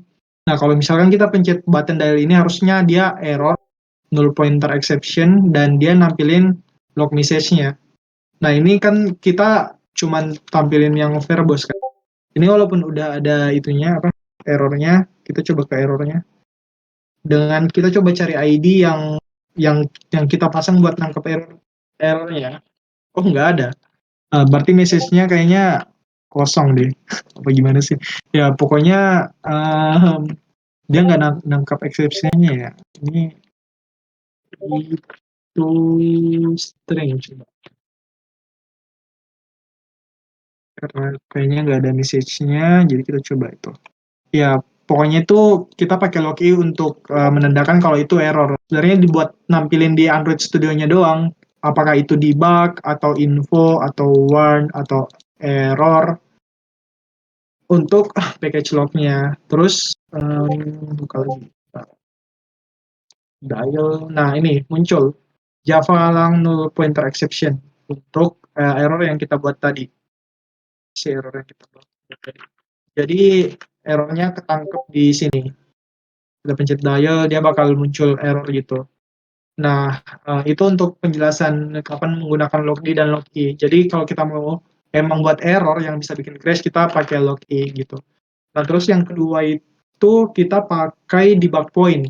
Jadi, misalkan kita mau tangkep value details, misalkan yang ini, kita taruh debug point di sini, terus cara kita cari value-nya atau tangkap value-nya, kita bisa pencet debug yang shift atau pencet shift F9. Sini ada tombol bug, pencet ini, terus dia bakal ngeran ulang aplikasinya, tapi connect dengan debuggernya. Ini kita tunggu waiting for debugger. Nah, di sini akan muncul tampilan debug ini di Android Studio. Terus kita bisa cek tombol ini, view breakpoints. Di sini ada tampilan kalau misalkan kita kita naruh debug point di details activity line 13. Nah, ini. Nah, tanda centang ini artinya value-nya bisa ke itu, bisa ke detail. Misalnya kita pencet details. Nah, di debug point-nya harusnya kelihatan. Bentar. Dia masih belum pindah. Ya, ini sebenarnya cara yang cukup makan memori dipakai debug point karena dia ngeran di dia kayak ngonekin aplikasinya ke Windows-nya gitu. Jadi kayak banyak objek yang terpakai, banyak memori yang terpakai. Jadi coba kita run ulang aja ya debugnya. Atau yang beda. Kita coba kasih breakpoint 2 itu. Kita coba run ulang debugnya.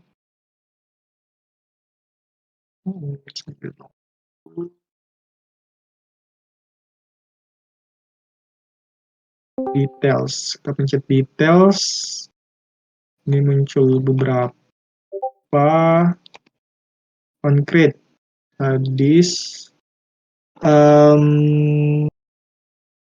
mana ya, kita debug point-nya kok nggak gitu ya, nggak kebaca ya.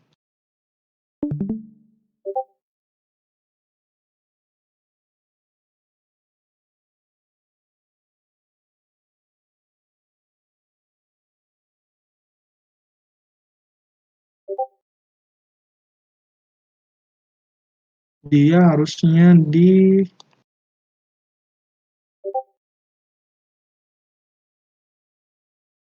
coba.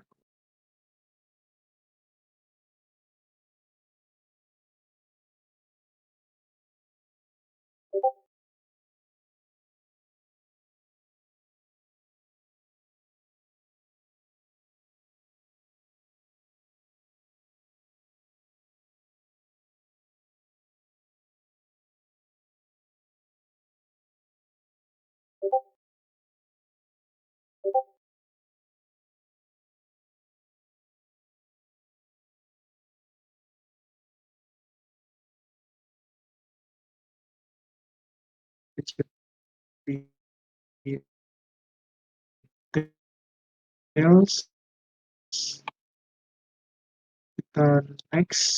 kita next lagi, kok nggak kelihatan ya.